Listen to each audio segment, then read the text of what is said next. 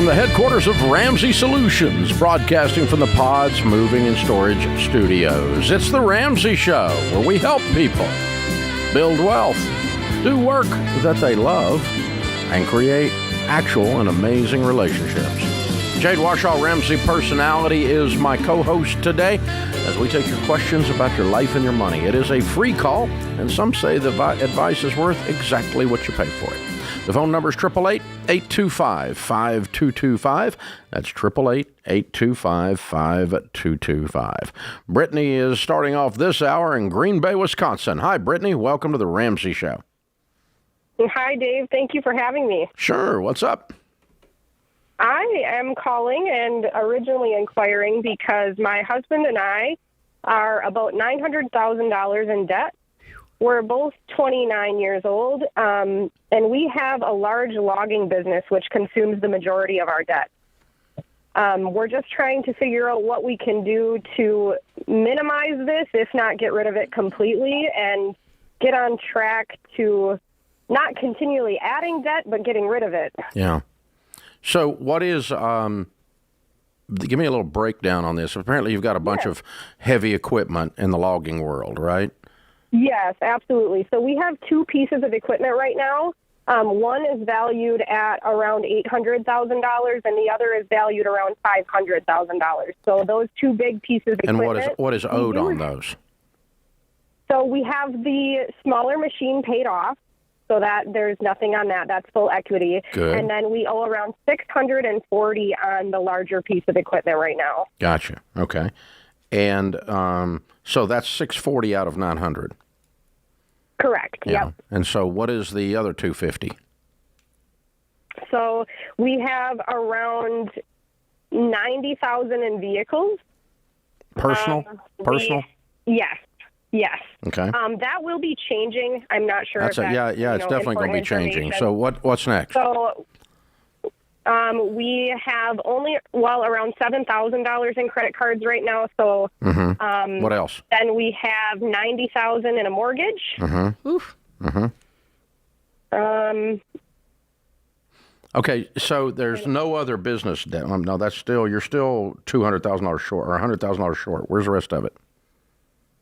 We got an SBA loan when COVID hit, so that's the remainder. What, $100,000, $200,000? $200,000. Okay, all right. What's the net profit of your logging business in a year? Taxable income. Taxable income. Yep, around 300. Okay, good news. All right. Okay, and you said you're going to be doing something to clear these vehicles, which is good because they're out of control. So really, the bulk of this by far is one piece of equipment. Correct, sir. Yep. Okay. So there's two ways to attack this. Number one, it's a little bit complicated, but just follow me through here. What we teach folks in entree leadership when they have a business that has debt is you need to bring home the minimum you can operate your house with. Let's just call that 100 for discussion purposes. Okay? Okay. And you bring 100 home, you clear off a bunch of these vehicles, you use the 100 to get rid of the credit card debt and the mortgage. You're just going to pay your mortgage until we get to baby step 7, right? But we're going to clear these vehicles by selling them and or reducing them with your 100. That leaves us $200,000 to address $800,000 worth of debt at the business. Okay? Right.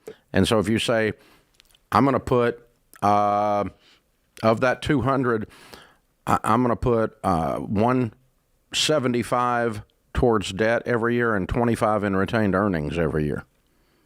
I'm going to put $25,000 in retained earnings to buy new equipment and to fix the old equipment and for emergencies and that kind of thing. And then I'm clearing this SBA loan and I'm clearing this piece of equipment. And of course, the other thing you could consider is that this piece of equipment was a mistake and it needs to be sold to pay off the debt. That was my question. Is it a completely necessary piece of equipment or is it something that you can do without? So it is a necessary piece of equipment in order to maintain the business. Now, could we get a less expensive option? Absolutely. That would be, used, no warranty, all of those things on that. Yeah. But it is an option to get a cheaper machine for sure. I mean, you want to ask yourself, here's the thing you want to look at when you're buying things for business. Anything you buy for business is an investment. Okay? And investments aren't toys. So an investment for business is what is the minimum thing, the minimum purchase that will do the job. Now, do the job requires that it is, especially we're dealing with fleet and you're dealing with equipment, do the job means it has to start, it has to operate, it can't break down all the time, right? So it can't be a piece of crap. That's not doing the job. But the other thing is we don't have to have the fanciest one with the GPS on it and the microwave oven in the cab. Absolutely. If you were to sell this piece of equipment and get a used piece, what's the price difference there? I own probably around $200,000. To purchase a used one? Oh no, that would be the difference. So we're still looking at around so you buy instead of $650 you'd have $450 in debt. Yeah. Absolutely. Yep. Yeah. Yep. Okay. They're Here's the thing. If I'm looking equipment. at this, what I'm going to do to answer your question is we teach people to take your net profit after you've taken a living wage out and put a percentage of all your net dollars towards growing retained earnings and everything else on the debt, and no more purchases with debt until we have this debt cleared. Right. And then we pay cash for all future purchases. So you got to make this piece of equipment last if you're going to sweat to pay it off, because it's going to take you like 4 years to clear this. Yes, absolutely. But it's doable. I mean, it's doable. That doesn't mean it was a smart thing. It doesn't mean it's what I would do. Doesn't mean the way I would go at it. If you had it to do over, I would have purchased the $200,000 cheaper one. And I would have saved up and paid cash for it, because that's how I do stuff here. I mean, I've got tens of millions of dollars of hard assets in this building.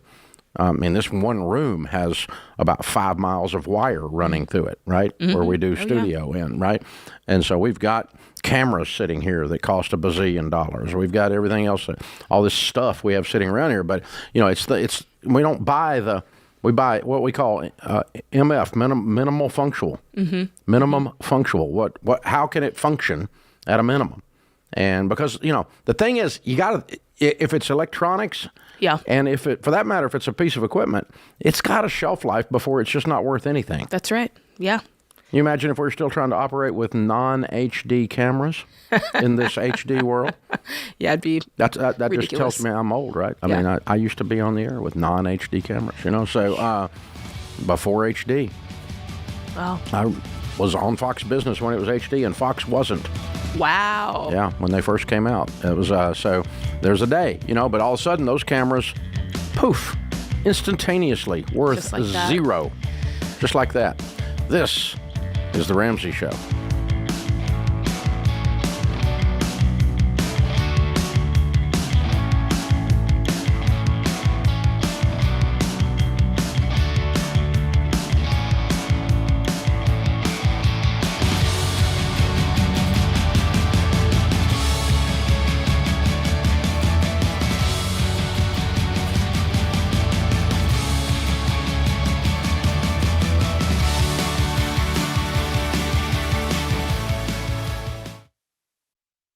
Y'all, there's a lot you can't control when it comes to healthcare, but there is something you should check out that can help.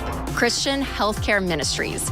CHM is not insurance. It is budget-friendly, biblically based health cost sharing. That means a community of members helping share the burden of each other's healthcare costs. They help people just like you in all 50 states. So see if CHM could be right for your family. Learn more today at chministries.org/budget.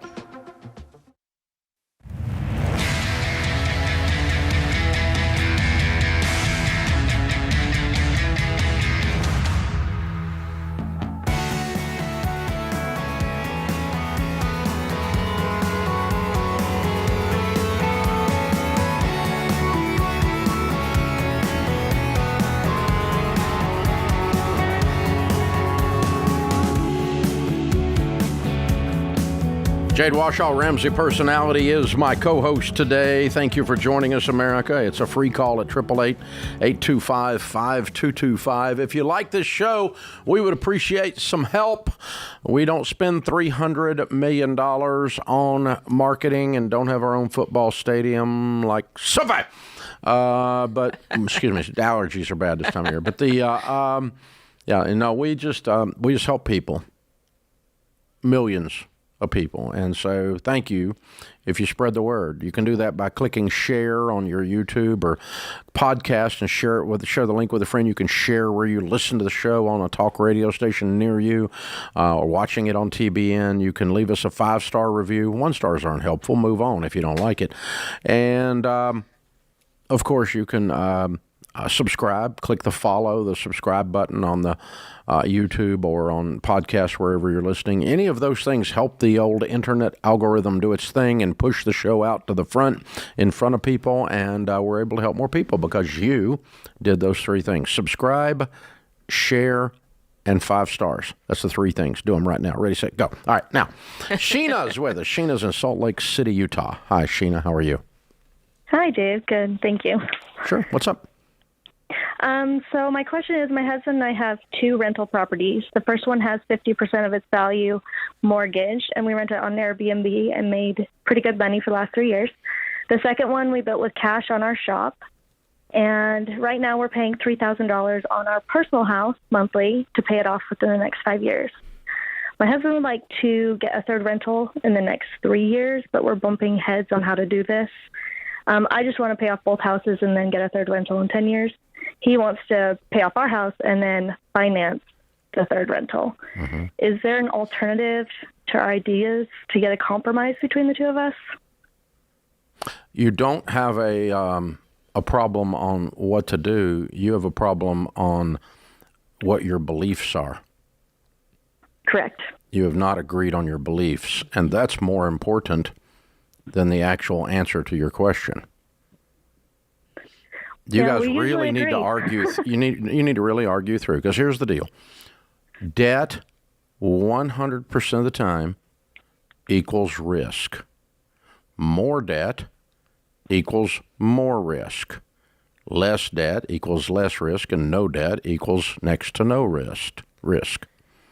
Okay? Correct. So if you borrow nothing down real estate crap from some idiot on TikTok and you go buy a whole 10 or 15 houses with nothing down, your rents aren't even going to cover your payments because you're fully leveraged, and you're going to lose everything and go bankrupt because you took so much debt that you took on the ultimate risk, and it will come home and kick your butt. Okay? You're not suggesting doing that, but your husband is more in that camp, and you're more in the Dave and Jade camp, which is we don't borrow money at all. Yeah, he always looks for a deal. He likes to get the houses 80% I get a deal too. Of their value. I own $150 million in real estate, and I always get a deal. Yep. And I pay cash I like for that it. Idea. It feels good. Yeah, I pay cash for it. I just don't buy it if I can't pay for it.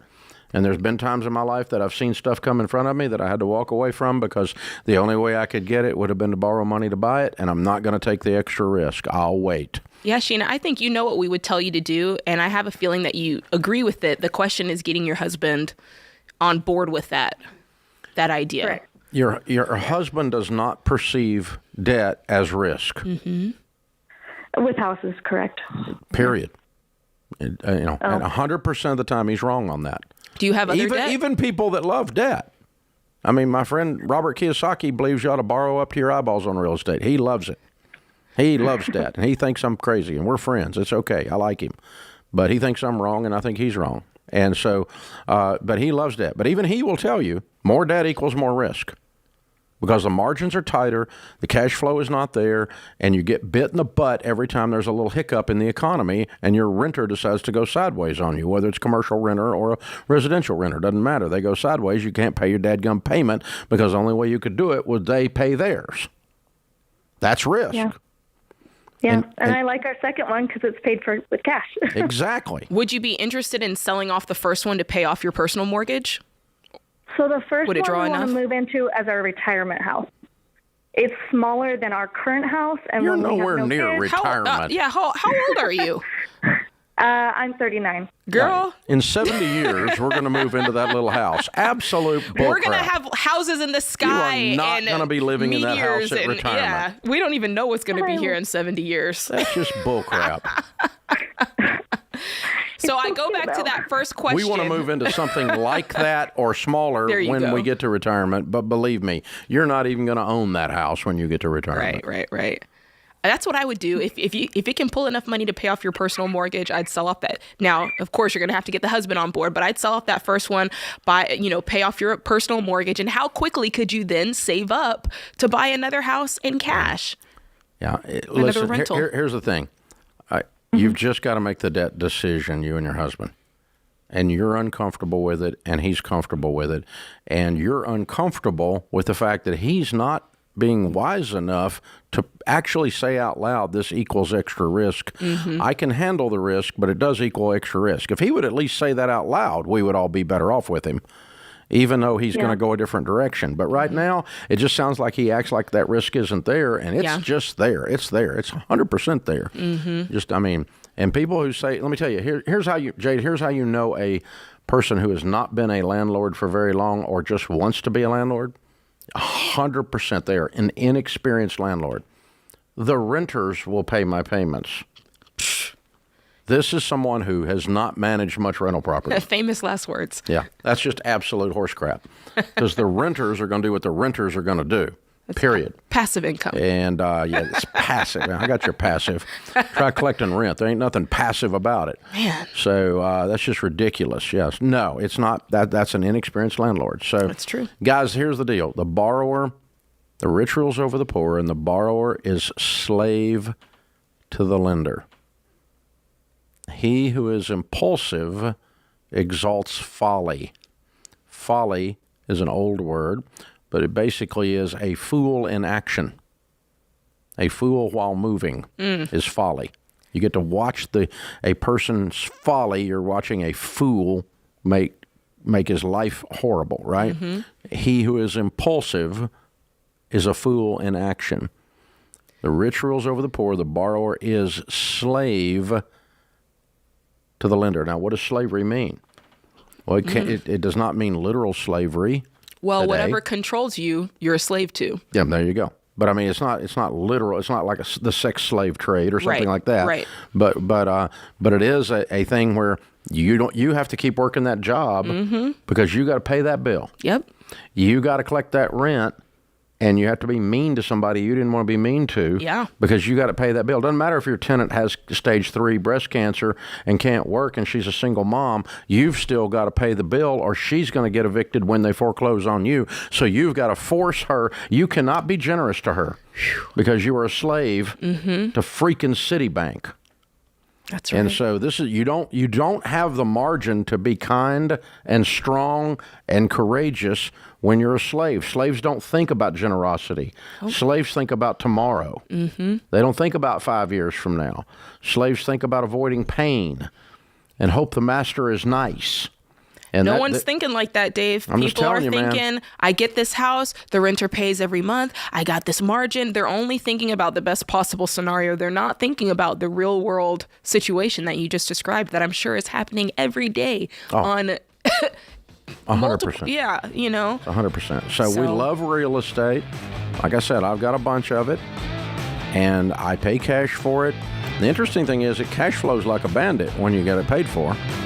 And so you can buy your next one pretty quick with the rents off of that one because you don't need the money. Oh, you got time to get a good tenant in there. You're not. And it's pure rent. Yeah. It's pure money. You're not siphoning off 3/4 of your rents and going back to some stupid mortgage company.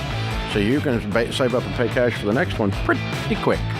This is the Ramsey Center.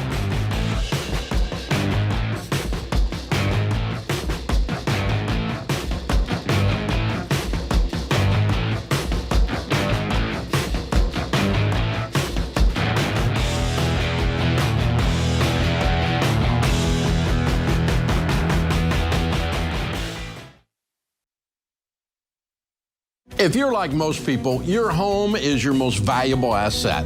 And when you want to make improvements, it can feel like everything costs too much or takes too long. But something as simple as custom window coverings from Blinds.com can completely change your space and add value to your home. We've recommended Blinds.com for over a decade, so you know you can trust them. From blinds, drapes, and shutters to motorized shades, they make it easy and affordable to upgrade your entire home, and their team is ready to help with everything from design consultation to measuring and installation. Plus, there are never any misleading quotes or hidden fees. Everything's backed by their 100% satisfaction guarantee, and shipping is always free. See why Blinds.com is the #1 online retailer of custom window coverings. Go to Blinds.com now and save 45% off selected products. Visit Blinds.com today for more info.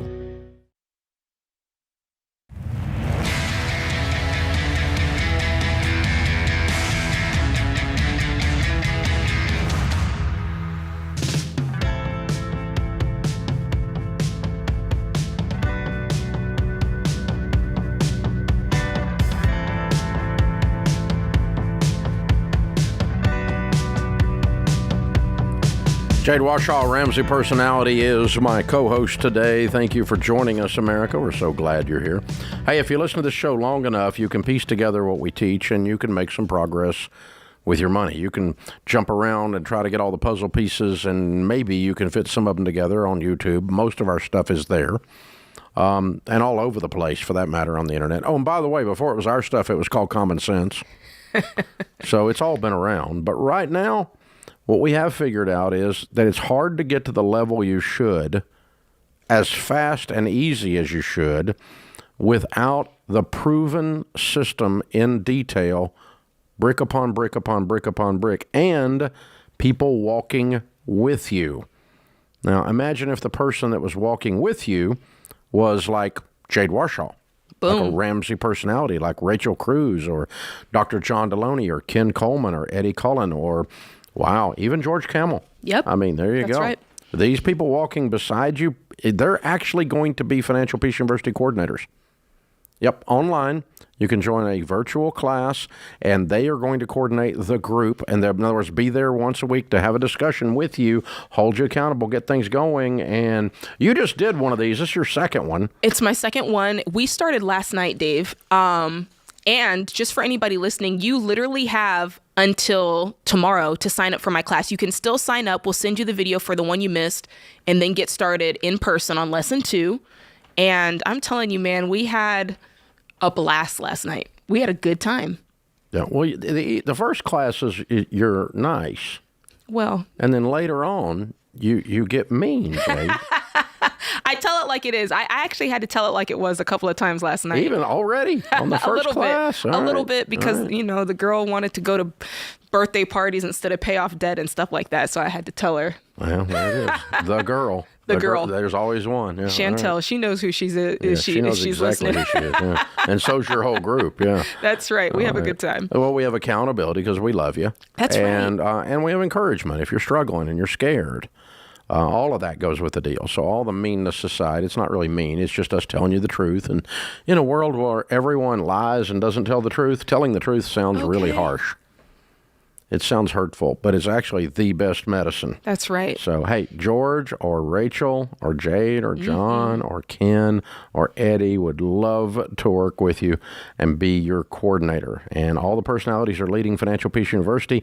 Rachel and Jade's started yesterday, but you can still get in to sign up for a class. Go to fpu.com. fpu.com, or go to ramseysolutions.com and just find the FPU, and you'll find the personality page. Take FPU with a personality. It's a fun idea. We've never done this before in all the years of doing this, Financial Peace University, and it's quite popular. Very, very big deal. Brandon is with us in Huntsville. Hi, Brandon. How are you? I'm good. How about you, Dave? Better than I deserve. What's up? Okay, I wanted to get your advice on my retirement investing. So my employer offers a Roth 401k. Great. To where That's if I put in 7%, then they will match 5%. Correct. So my question is, should I put in 7% into my Roth 401 and put 8% into a Roth IRA, or should I just put all of my 15% into the Roth 401? I'd put 15% into the Roth 401 because it is a Roth version and there's the match there. And then if for some reason your 15% maxes out your Roth 401k, then you can move over to a Roth IRA. Yeah. It's amazing that they offer that benefit. That's a great benefit. That's a great deal. Now, two things. One is that's assuming that the mutual funds in your 401k are good ones. Okay, you got good track record mutual funds in there. If you do, then Jade's exactly right. Now, if your 401k is weak, I'd still take the match because 100% rate of return before we start helps even a weak one go, okay? So, or not 100%, but close, five on 7, right? So, and then you would go over to a Roth and get really good, juicy mutual funds if yours aren't juicy there. So, but I suspect yours are probably fine. And so I'd probably do just exactly what Jade said if you're comfortable with the quality of the mutual funds in the 401k. Now, you know the match portion is not Roth. It's not allowed to be. Okay. The match portion will be traditional. Now, at the once you're in baby step 7, you can roll your traditional match per portion into a Roth, but you'll have to pay the taxes on that amount of money when you do that. I would not do that until you're in baby step 7.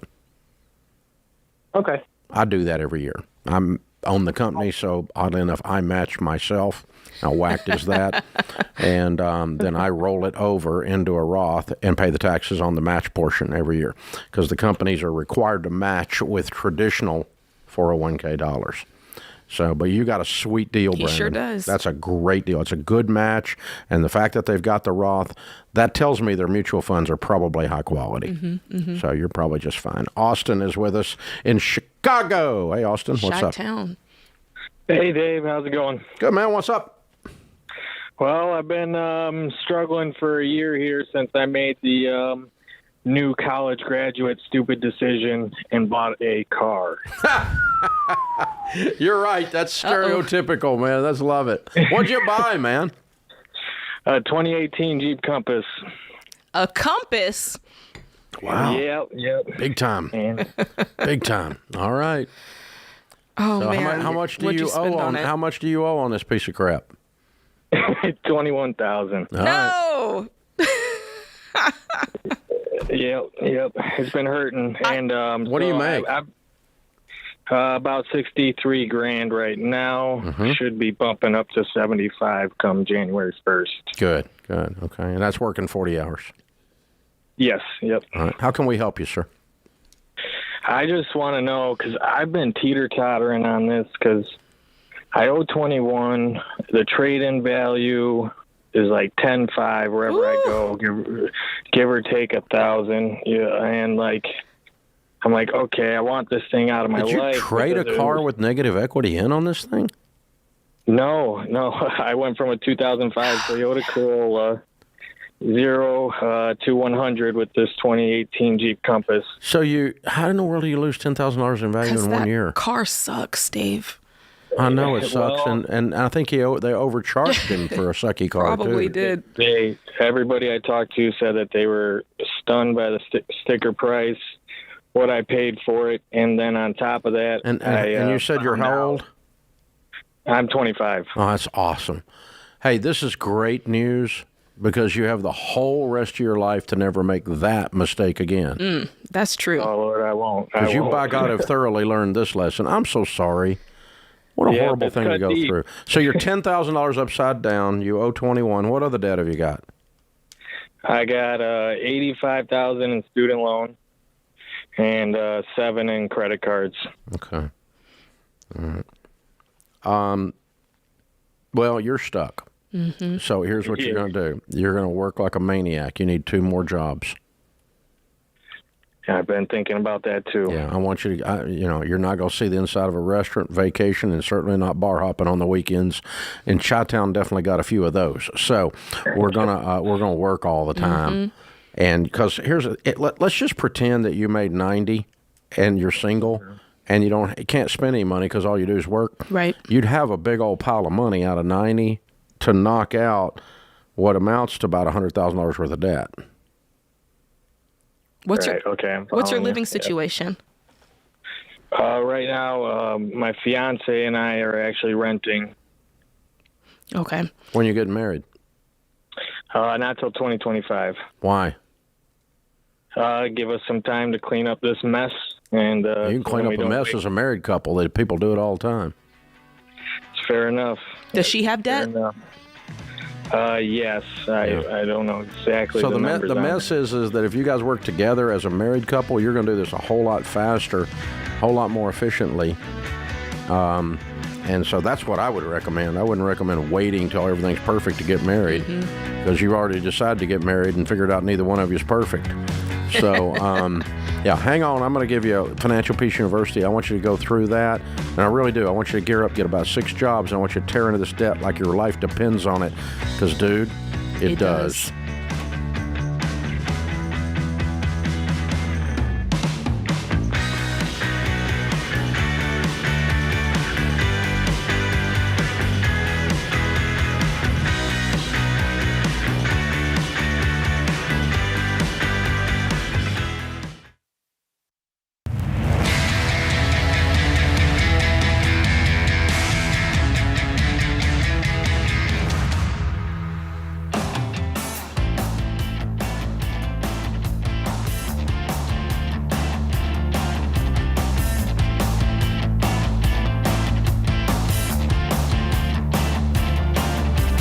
Jade Washaw, Ramsey Personality, is my co-host today. Thanks for being with us, America. Open phones at 888-825-5225. Bill's in Hartford, Connecticut. Hey, Bill, how are you?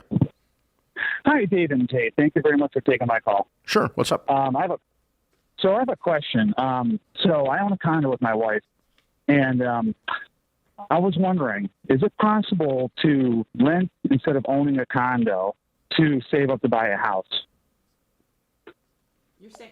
Why? What is your opinion? Why? Oh, I owned, so I lived in an apartment, condo, and house, and me personally, I like a house better. Like the house is the best. Okay, but I mean, you want to buy a house. I got that. But why don't you just, does a condo have equity? Well, here's the thing. I bought it for $160,000, and it could probably sell now for $185,000, because that's what my neighbor sold his for. Okay, so you're not got much equity. By the time you pay expenses, you're just going to get out. You think so? Yeah. Yeah. Yeah. You got $20,000. You're going to spend. You're probably going to spend most of that on commissions and expenses to sell the property. I mean, maybe not quite that much, but yeah, very well could. So, you're not going to come out with a big pile of money or anything when you sell it. And then you're going to go rent something and save up a down payment. Well, what are you paying? What Is are that what paying? you said? That's what he said. What's that? Is that what you said? Yep. Yeah. What are you paying now every month? So the mortgage, this is including the condo fees, is $1,232 a month. Do you think that you would be able to rent for cheaper than that? Well, I looked online, and rent ranges from $1,200 to $1,500 to $1,300 in Connecticut. Yeah. Yeah. So for a 1 or 2 bedroom. So you're not going to do any better. Well, okay. So here's the situation. So stuff like, say, for example, the furnace went out. I had to pay, $4,000 to replace it. Yeah, because you own it. Yep. I mean, would it benefit me to live in a place where I don't have to pay to fix things up? I wouldn't do it. I would stay where you're at. If it was some drastic, if you had a bunch of equity in there that you could get your hands on, that would be one thing. If you found that it was going to be a drastic change, between renting and what you're paying now in ownership, you could consider it. But for you, there's no real difference. I mean, you got to put your emergency fund aside, for things that pop up. And yes, home ownership or condo ownership in your case does come with things that, you're on the hook to repair. But in your case, I think there's no reason that you can't start saving for a home now. How much do you earn every month? $5,300 after taxes. Yeah. Okay. So here's the thing. 3 years from today, between now and 3 years, if that's what it took, or 4 years or 5 years, if that's what it took to buy the next house, to save up to buy the next house. During that 3, 4, or 5 year period of time, rent is going to go up every year. Mm-hmm. Okay. and the value of your condo is going to go up every year, but your payment is not.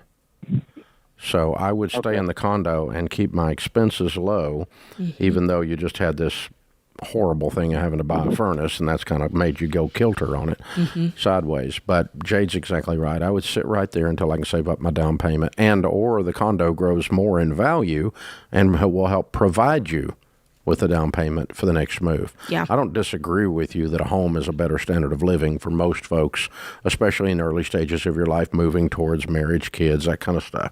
So I think your direction is a good direction, but what I would do is sit tight and let's have this fixed low payment and deal with whatever repairs, but also get the benefit of increased value and while you're trying to save up and buy something. That's exactly it. And I want to make sure that if he has debt, he pays that off first. Absolutely. Clear your debts and be working on your income during that time, too, which will affect what you can buy. Dave is in Philadelphia. Hi, Dave. Welcome to the Ramsey Show. Hi. Thanks for taking my call. Sure. How can we help? I'm expecting my income to increase pretty dramatically in 2 years. But in the meantime, I'm having trouble paying costs, including 2 kids in daycare. So my question is it okay to go into debt, take out a loan, or is it better to become extremely frugal and cut costs as much as possible? C, work more. None of the above. So what is this guaranteed income increase that's dramatic in 2 years? Explain to me what's going on. My wife is doing a medical residency, so in 2 years she'll be done with that and get a job as a doctor. Yeah, that will increase things pretty dramatically. That's great. And how much debt will you guys have? Right now we have, we own a house, and aside from the house, we have about $25,000 in student loan debt. And is she borrowing to finish medical school? No, she has no med school debt. Wow. The student debt is mine. Okay. So she'll graduate debt-free in 2 years. She's done with medical school. She's doing her residency right now. But I mean, she'll finish and pass her boards after residency and become an MD. That's correct. Okay, excellent. And no more. So what's she making in residency? About $70,000. And what are you making? About $110,000. Can you explain to me why you can't get by on 180? And you have to borrow money because you can't get by on $180,000? No, something's not right. Our child care costs are about $80,000 a year. $180,000, and you're going to explain that with child care costs? Hold on, how much are you paying a month in child care? It's about $80,000 a year. Why? For you bought them in college? The base tuition for the child daycare we use is $25,000 per kid. Then we pay extra for early care and aftercare, and it doesn't go during the summer. So during the summer, we need a nanny. There's cheaper route. I know that there. I'm gonna be as nice as I can, Dave. You guys have lost your minds. There's cheaper routes. Oh, you think? There's cheaper routes. That's all I can say because here's the thing. Got them in some kind of dadgum. I mean, are they going to Harvard? What the crap? It is a pretty fancy day. Yeah, but then you can downgrade. You think? They're not even in school, and you're already paying $25,000 a head? Yeah. Come on, dude. That's just dumber than crap. Seriously. Downgrade. It's time to take the kids off filet mignon. I don't care how much money you make. There's not enough money in the world that doesn't make that stupid. Oh gosh, find you a free summer camp. Anything during the summertime. So we're going to borrow money now. We're going to take out student loans for the 4-year-old. Oh gosh. Because that's what we're coming down to. Don't do it. No, you make $180,000. Yeah, I think you need to become frugal. Yeah. If that's what the definition of living on $180,000 is. Yeah. You're killing me here. Daycare can be expensive, but it doesn't have to be that expensive. Let's just put that out there. $25,000 a kid? Yeah, I think not. Unbelievable. I think not. No. Yeah. I think you can. I'm having trouble here. I think he can get. I think he can get it for half that. Yeah. In Pennsylvania, I gotta believe that. Yeah. Yeah. If not, we're opening a daycare tomorrow. I know, right? Got Dave's a new branch daycare. in Philly. Dave's kids heading off to Philly. Gonna load up the truck and head to Beverly. Oh my gosh. Whoo! There's gold in those daycare hills. This is like George's doggy daycare. People, man. The things we now call necessities in this culture. So, sweet guy, you're a nice man. I'm sorry to make fun of you, but that's crazy. And y'all need to cut that out. That's not a good investment. Your children are precious, and yes, they're worth whatever, but you don't need to be nuts about it. Yeah. And this is crazy, especially when you tell me you're talking about borrowing money to cover this expense, among others, because you got, 2 kids or 3 kids at $25K a piece. 2 is $50K for daycare for 2 kids. That's too much. I think we can universally agree among all the listener base. Yeah. Nope. It's too much. And then guess what? You've solved your problem. You don't have to borrow money. Dude, but seriously, if you say out loud in America today, I can't make it on $180,000, so I need to borrow money, just the fact that you enunciated that is a problem. This is the Ramsey Show.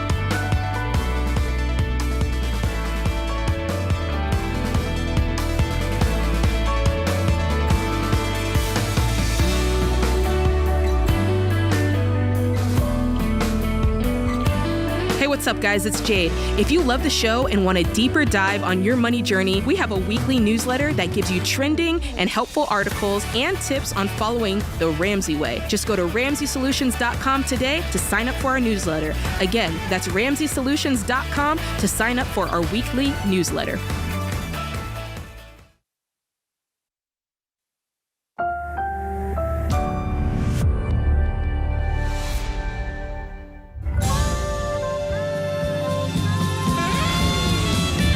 Live from the headquarters of Ramsey Solutions, broadcasting from the Pods Moving and Storage Studios.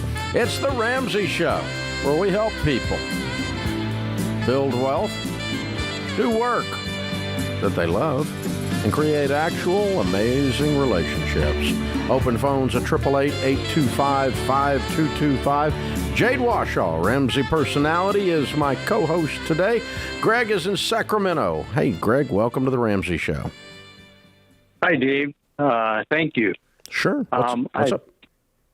Well, my adult son had an event 2 years ago in which his heart stopped, and he had little to no blood flow for 15 to 30 minutes or so. Ooh. Wow. And as a result, he suffered a brain injury and was in the hospital for 6 months.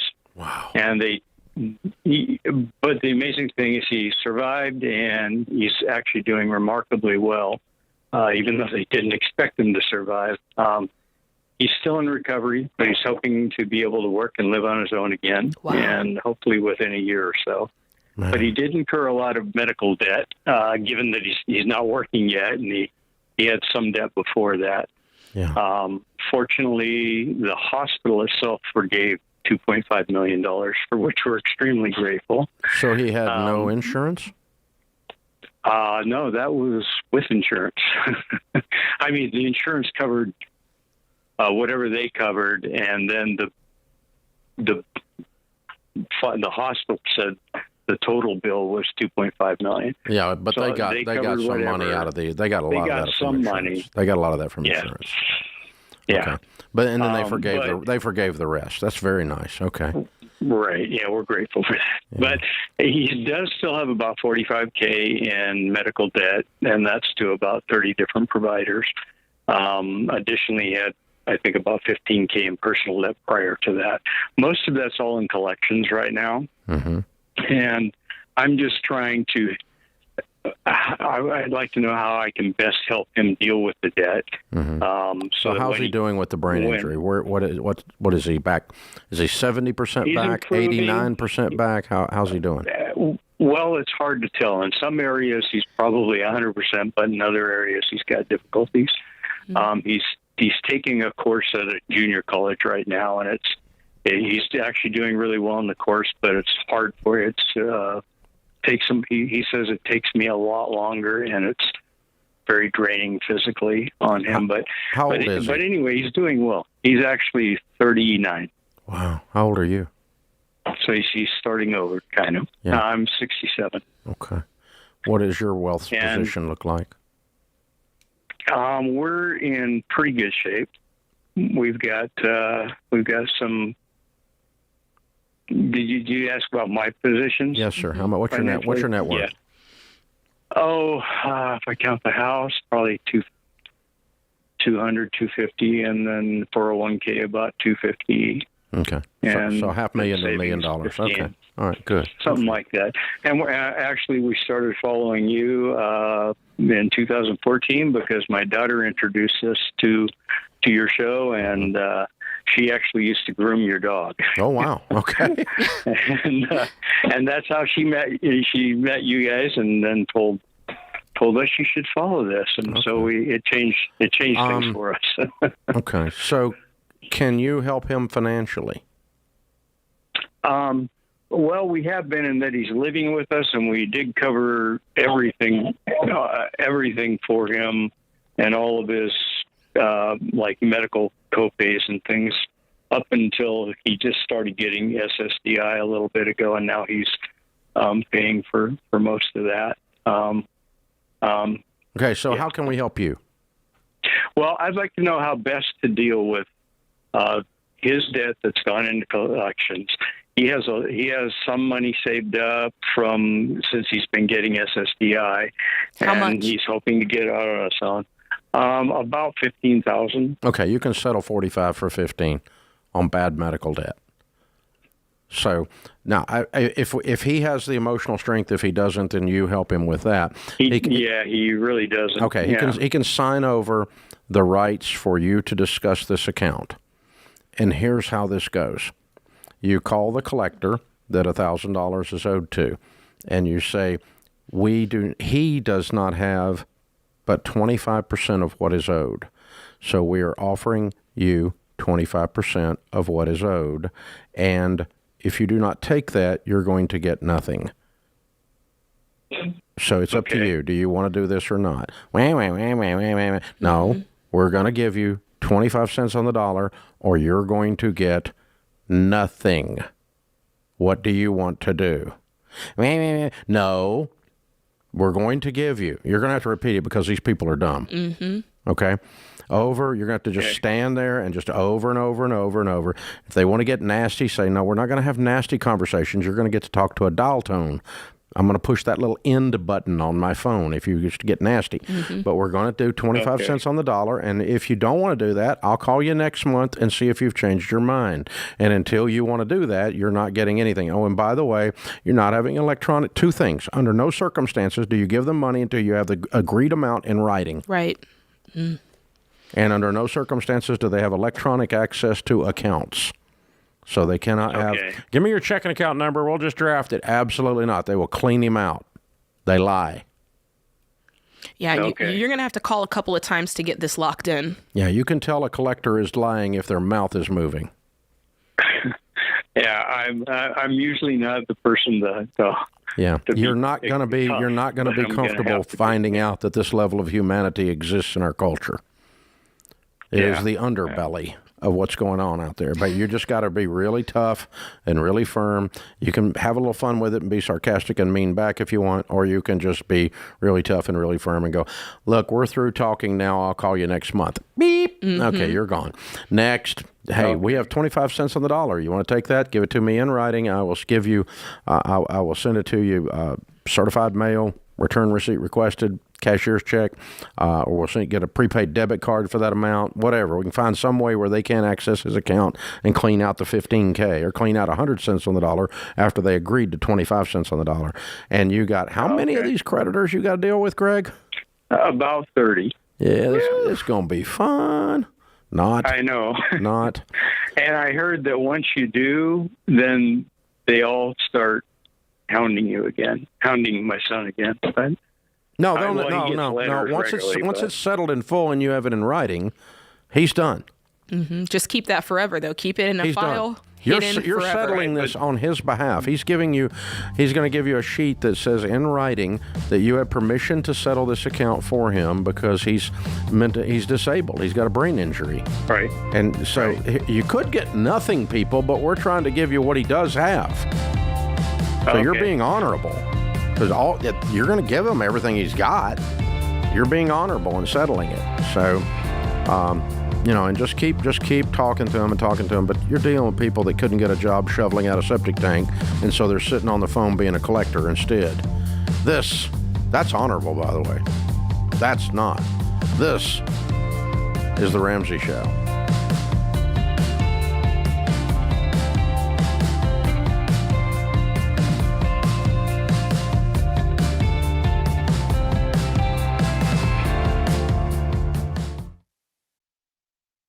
Buying a home is one of the biggest decisions of your life. You need a partner like Churchill Mortgage. Churchill is one of the highest rated lenders in the country, and they're Ramsey trusted because they do what's right for you. Churchill works with you to build a mortgage the Ramsey way, one that doesn't bust your budget, sets you up for financial success, and helps you get out of debt faster. Go to churchillmortgage.com today and get started.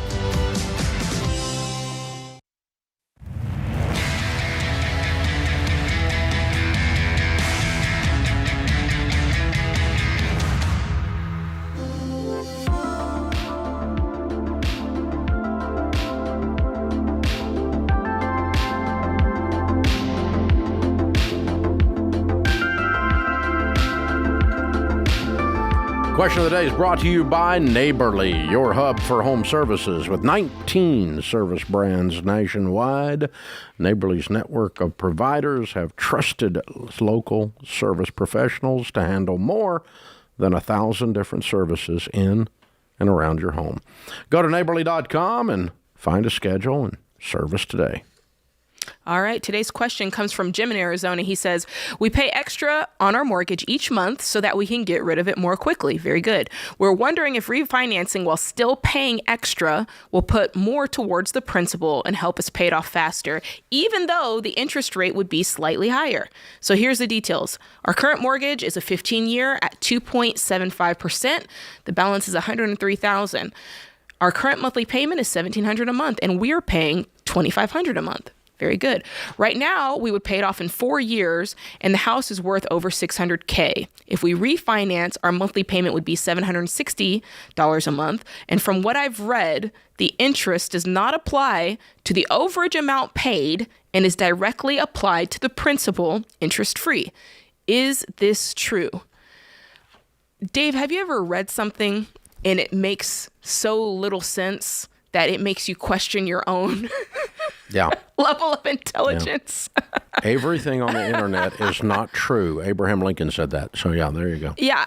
No, I wouldn't refinance. Number one, you have 2.75%. Why would you go up to a 6+ interest rate for this? Because he thinks that the interest is all charged on the front end, and he's not, and that he doesn't understand how this really works. That's why. Yeah. Okay. So here's how it really works. The interest is calculated on a mortgage just like a simple interest loan. Now, what does that mean? It means you take your annual interest rate, in this case 2.75%, you divide that by 12. When you do that, you're going to get 0.22, so about 1/4% per month. Mm-hmm. Okay? And so whatever balance is outstanding that month, 1/4% or 0.22% is going to be multiplied by that, and that is the interest that is owed that month. Now, let's say that's $100,000, mm-hmm. Okay? And so if you paid that tiny little bit of interest, and you paid $5,000 more towards your mortgage, mm-hmm. the next month, the amount of interest would be $95,000 times 0.223, okay?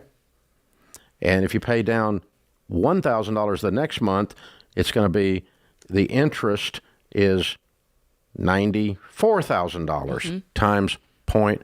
Mm-hmm. And so the only way a mortgage gets paid off faster due to a refinance is if you get a lower interest rate, not a higher interest rate. It's mathematically impossible for your mortgage to be paid off faster with a higher interest rate. There is no scenario in which that works. So whatever you read confused you or was just wrong, and then most of what you read these days about finance on the internet is just wrong, because it's just really basic math. Yeah. The amount outstanding that month the balance, the principal balance that month, times the monthly portion of the interest, your annual rate divided by 12. Okay, that tells you how much of your payment is going to interest. Yeah. Everything else is going to reduce principal. So let's do some quick, dirty math, okay? $100,000 at 2 3/4. So that's $2,750 per $100,000 Yes. per year. Okay. Okay? If you pay $2,500 a month, which is what he's doing now, that's $30,000 a year. 30,000 times 3 is 90. Okay. During that time, we've had around $3,000 in interest build up per year. So he should be debt free in 3.5 years if he just pays $30,000 a year. Wow, that's not Because bad. in 3 years, he would have paid off 90 plus a little interest. Okay. Or minus a little interest, so call it 85. Right. All right, which will leave him about 15 more thousand. So in about 3.5 years, he's debt free with a 2 3/4% mortgage. That ain't bad. If you just keep doing what you're doing, dude. Yeah, if you add more to it, of course, it's going to go away even faster. Right. And if you add a lump sum to it today, it'll go away the even faster. next month, you're not going to pay interest on anything except what is left.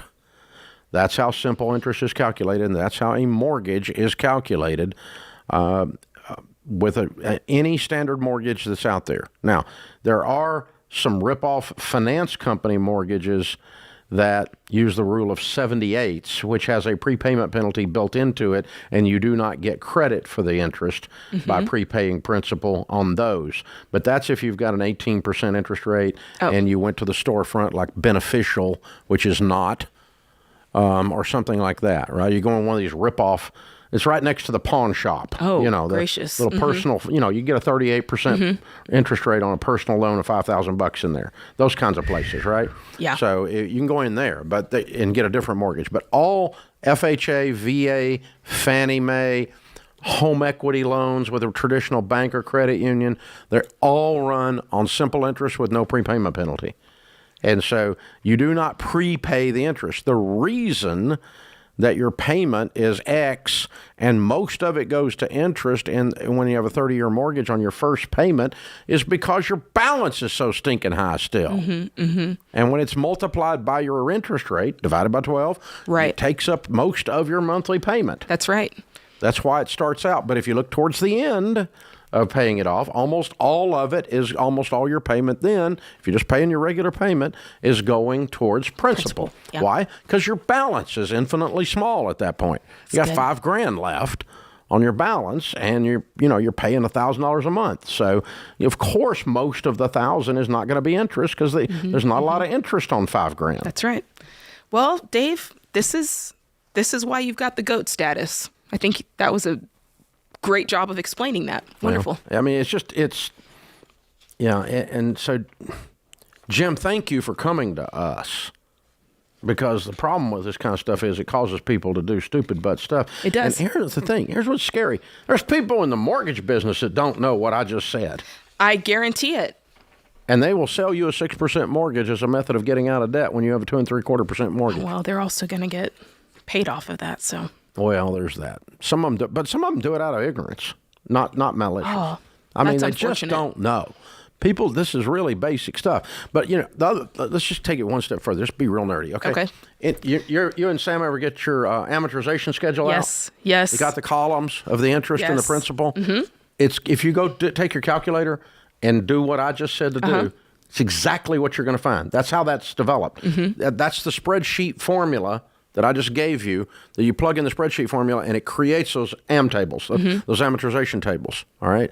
Because that shows you the portion, I got a payment of $1,000, this much is principal, this tiny little bit's principal at the first, the whole big thing's interest, and then it goes to the bottom and to the bottom. That's why it's exciting to look at, because you start seeing and so more of your money go to it. If you take your AM schedule and you say, okay, I'm currently owe $200,000 on my AM schedule, and you find that place on your AM schedule, and you say, what would happen if I paid $50,000 in principal next month?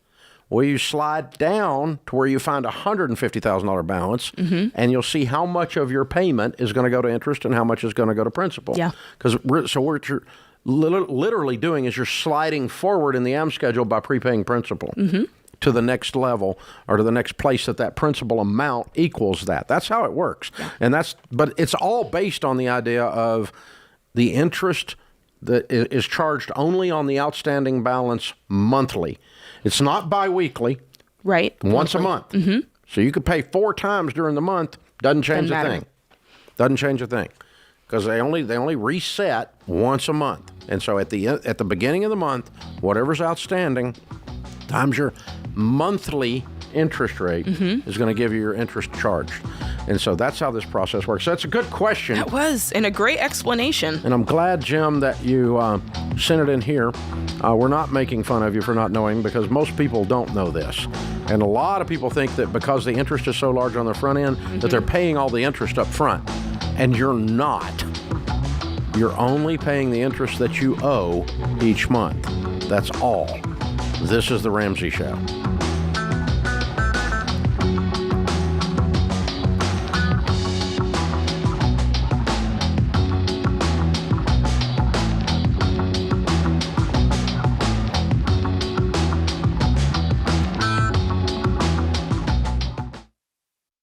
We've been doing business at Ramsey for more than 30 years.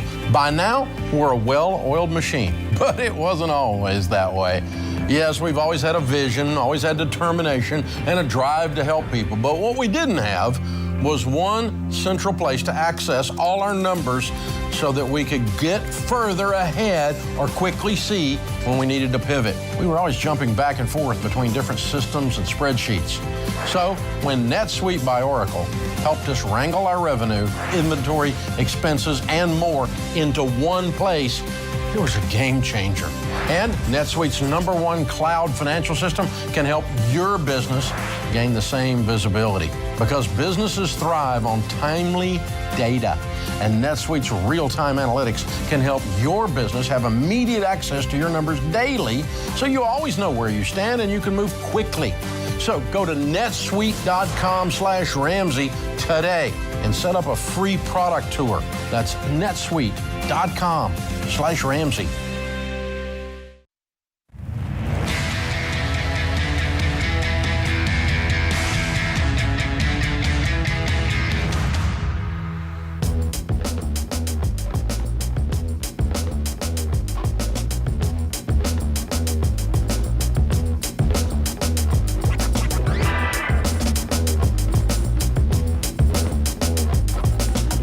Jade Warshaw, Ramsey Personality, is my co-host today. Thank you for joining us, America. The phone number is 888-825-5225. This is Common Sense for your dollars and cents.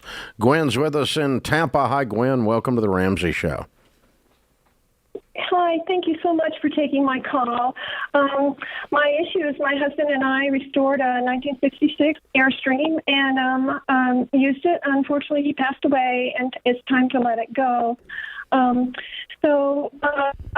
question is, my niece and her husband expressed an interest in it a long time ago and said, hey, if you're ever interested in selling it, or that's the way they put it, let us know. So I had written him a letter. My question is, we're supposed to talk tomorrow, and I thought, I don't know how this is supposed to go. What's fair? I do have another niece and another nephew, and we have a trust as well. But bottom line is, I thought, I just want to be fair. I don't know. Whoa. Slow down. How long ago did your husband pass? Pardon me, I'm sorry? How long ago did your husband pass away? He passed away 4 years ago. I'm so sorry. And you guys rebuilt this camper together? Well, we had it restored. Oh, you had it restored. Okay. So what is it worth if you were just to sell it on the open market?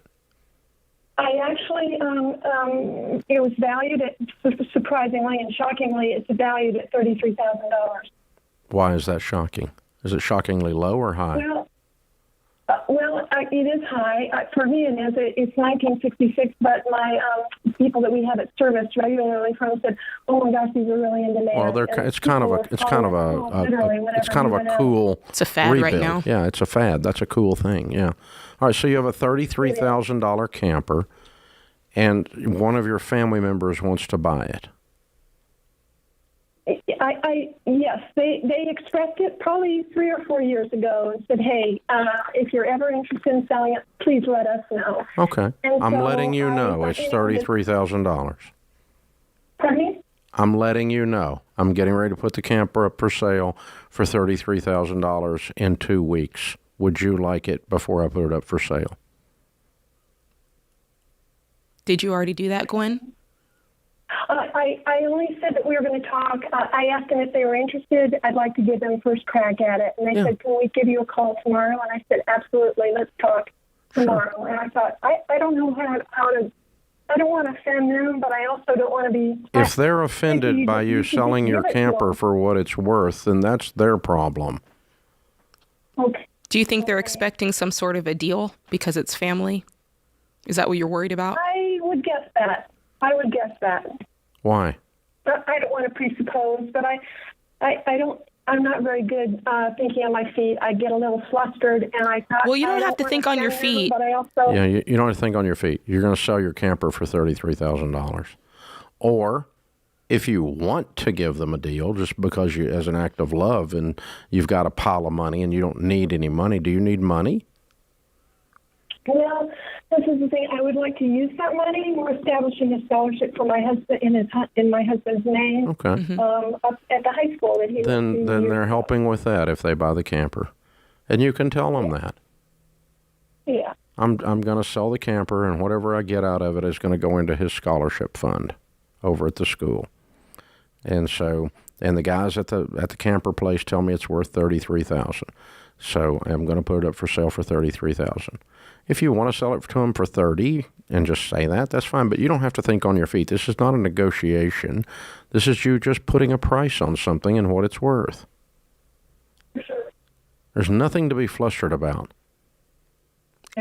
Is selling this camper, is it making you feel some type of way? Is that what it is? Because you feel like it sounds like this is just ringing you out right now. Well, it's the uncertainty of it. I know it's the right thing to do. I truly do. We enjoyed it, and I haven't used it, and it's a sin for it to just sit. But so it feels like you're selling a little bit of what was your husband's and your dream. Mm-hmm. Yes, we loved it. Yeah, it's going to be kind of emotional the day it leaves. Yeah. Well, I have to tell you, it's beyond me. It's beyond me, and he would love it to go to them if indeed that's the thing. Okay, but I don't think he meant for you to give it to them for free. Do you? I think he would. I'm not sure. My husband was extremely generous. He was. Yeah. I know, but do you think he was expecting you to give this camper away for free?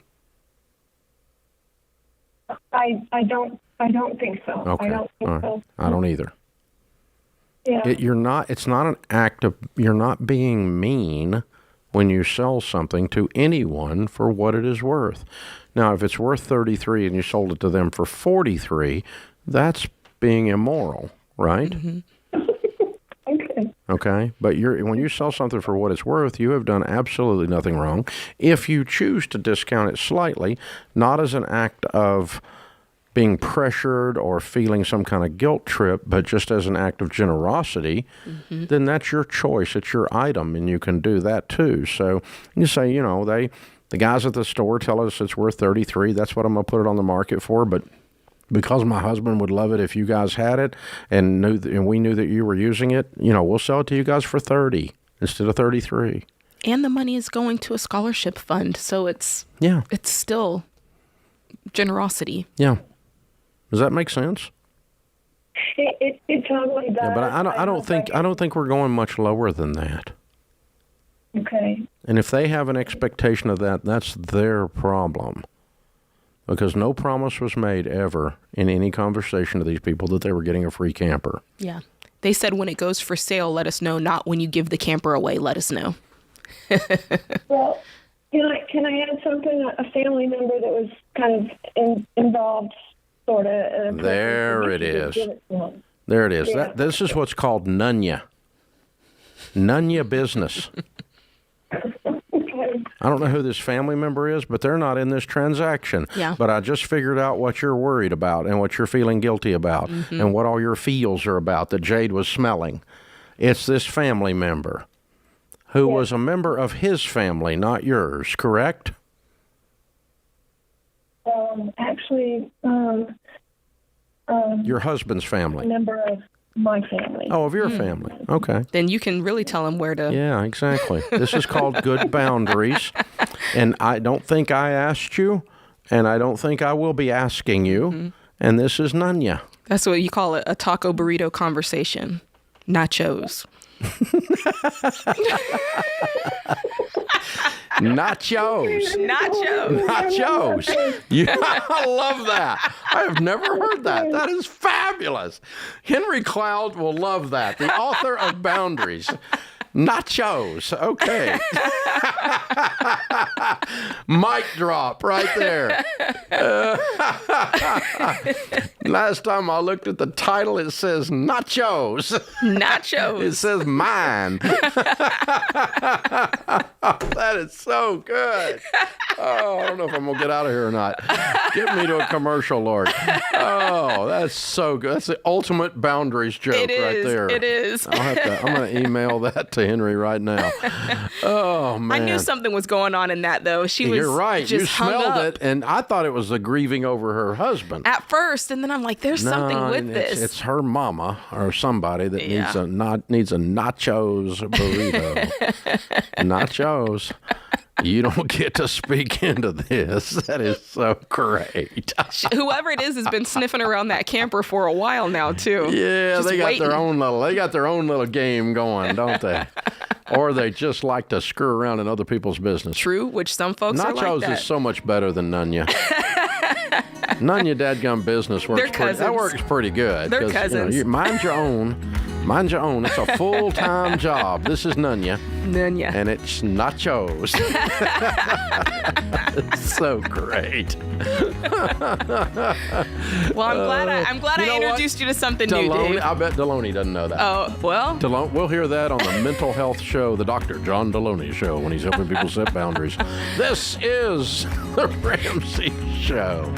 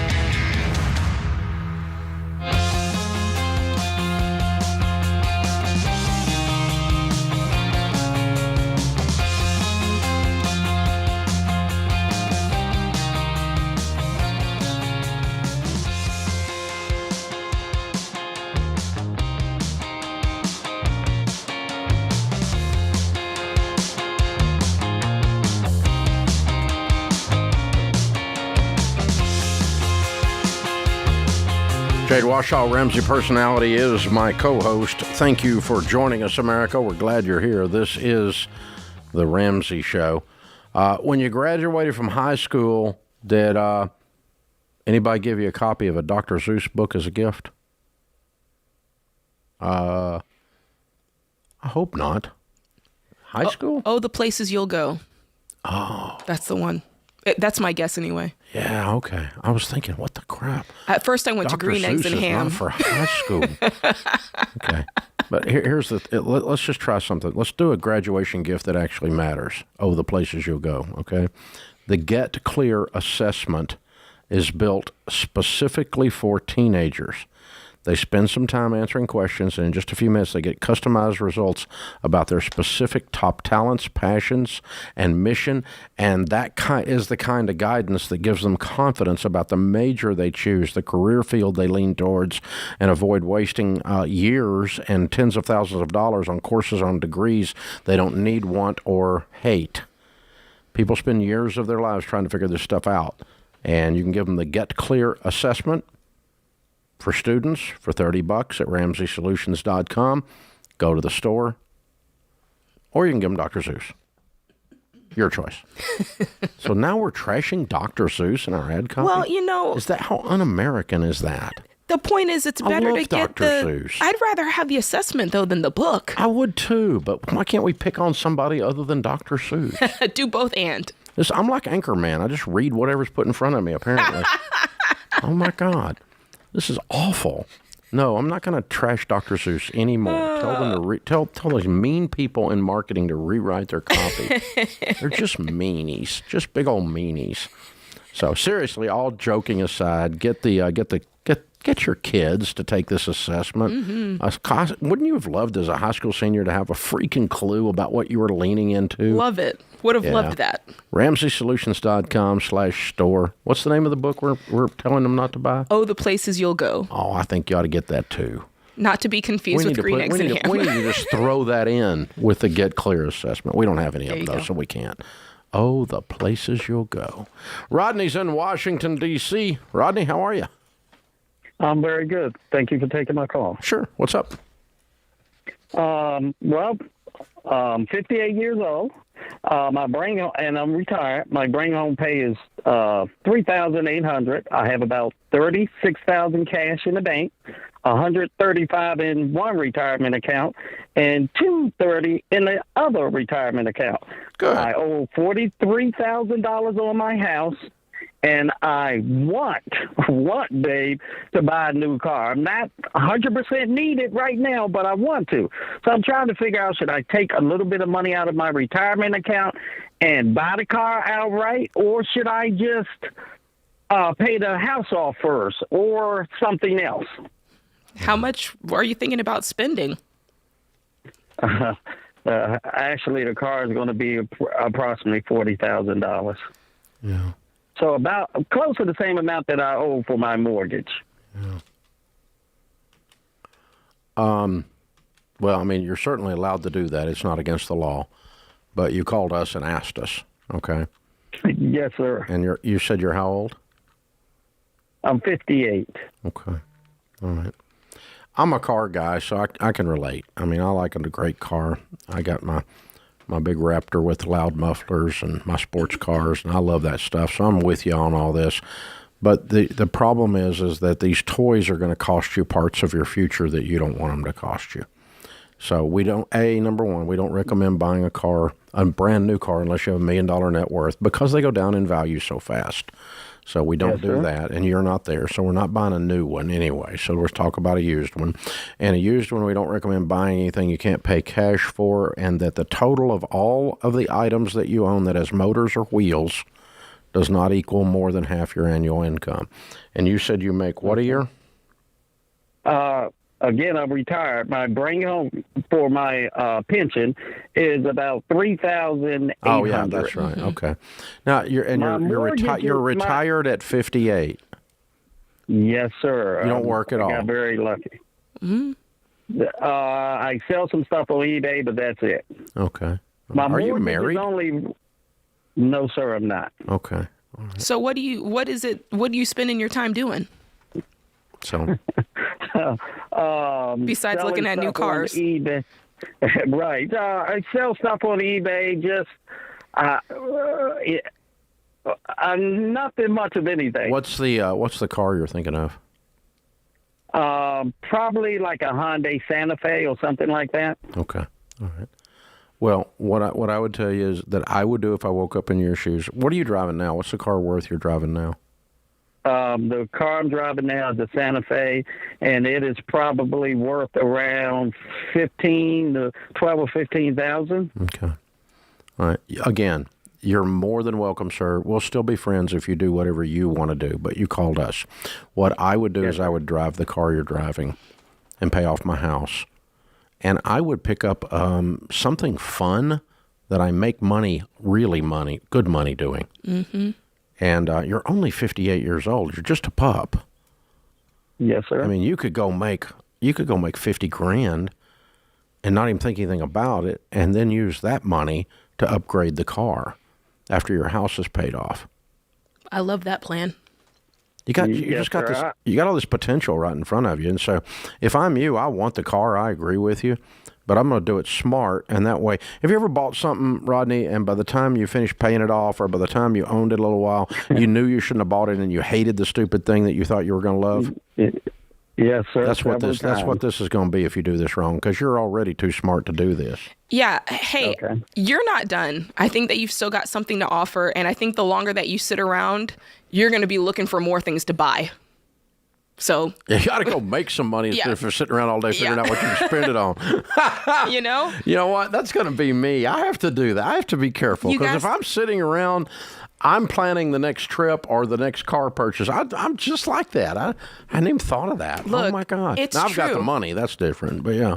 I used to work from home before I came here, and now that I've come here to Ramsey, I come in here every day. You don't spend as much money? I don't spend as much money. Yeah, you're working. Man, yeah. I used to sit around. It's like you're sitting looking around your house just looking for things to replace. Yeah, it's what happened during COVID, man. That's why Home Depot stock went up. Man, it's so true. Wow. Yeah. So true. So Rodney, let's go ahead. Let's keep an emergency fund of 3 to 6 months of expenses. Let's start chunking down on that house. Let's get that house paid off, and then let's save up beyond that. And the fastest way to do that is just make some more money. You could double your income without a lot of effort. Yep. You're only making about $45,000 a year with your current retirement income, and you could easily go make another 35 or 40 just screwing around. I mean, really, you don't have to work that hard, but just go do something, all with the idea that when I get my car and I got the emergency fund and I got the house paid off, I'm going to quit that. And I may sit around and do nothing again, except you'll be trying to spend again. But that's how I would do it. If you'll do this after you have figured out a way that's fun and reasonably easy to make some more money, and you have paid off your house, and you have your emergency fund, and then you pay cash for the upgrade on the car. If you do it then and buy a 1 or a 2 year old one, you're going to feel really good about Rodney. You know, so many people treat work like it's a sentence. And when my sentence is over, I get to, and it shouldn't feel like that. You know, you should be able to find work that you enjoy doing, and for him, it doesn't have to be 8 hours a day, all this time. It doesn't have to be a grind. It doesn't have to be a grind. It can just be something you enjoy doing. The weird thing is your highest income potential across the board. Now, it's not true of everybody, but I mean, the average is people in their 50s. Wow. Between the age 50 and age 60, you make the most money of any decade of your working life because all the stupid stuff you did in your early years is now called experience. And you got it dialed in, and you hit the sweet spot every time you hit the ball. That's cool. And then 60, you start to slow down and calm down. But most people make the most of their money in their 50s. So you got a real opportunity, Rodney. Still got 2 of those years left. This is The Ramsey Show.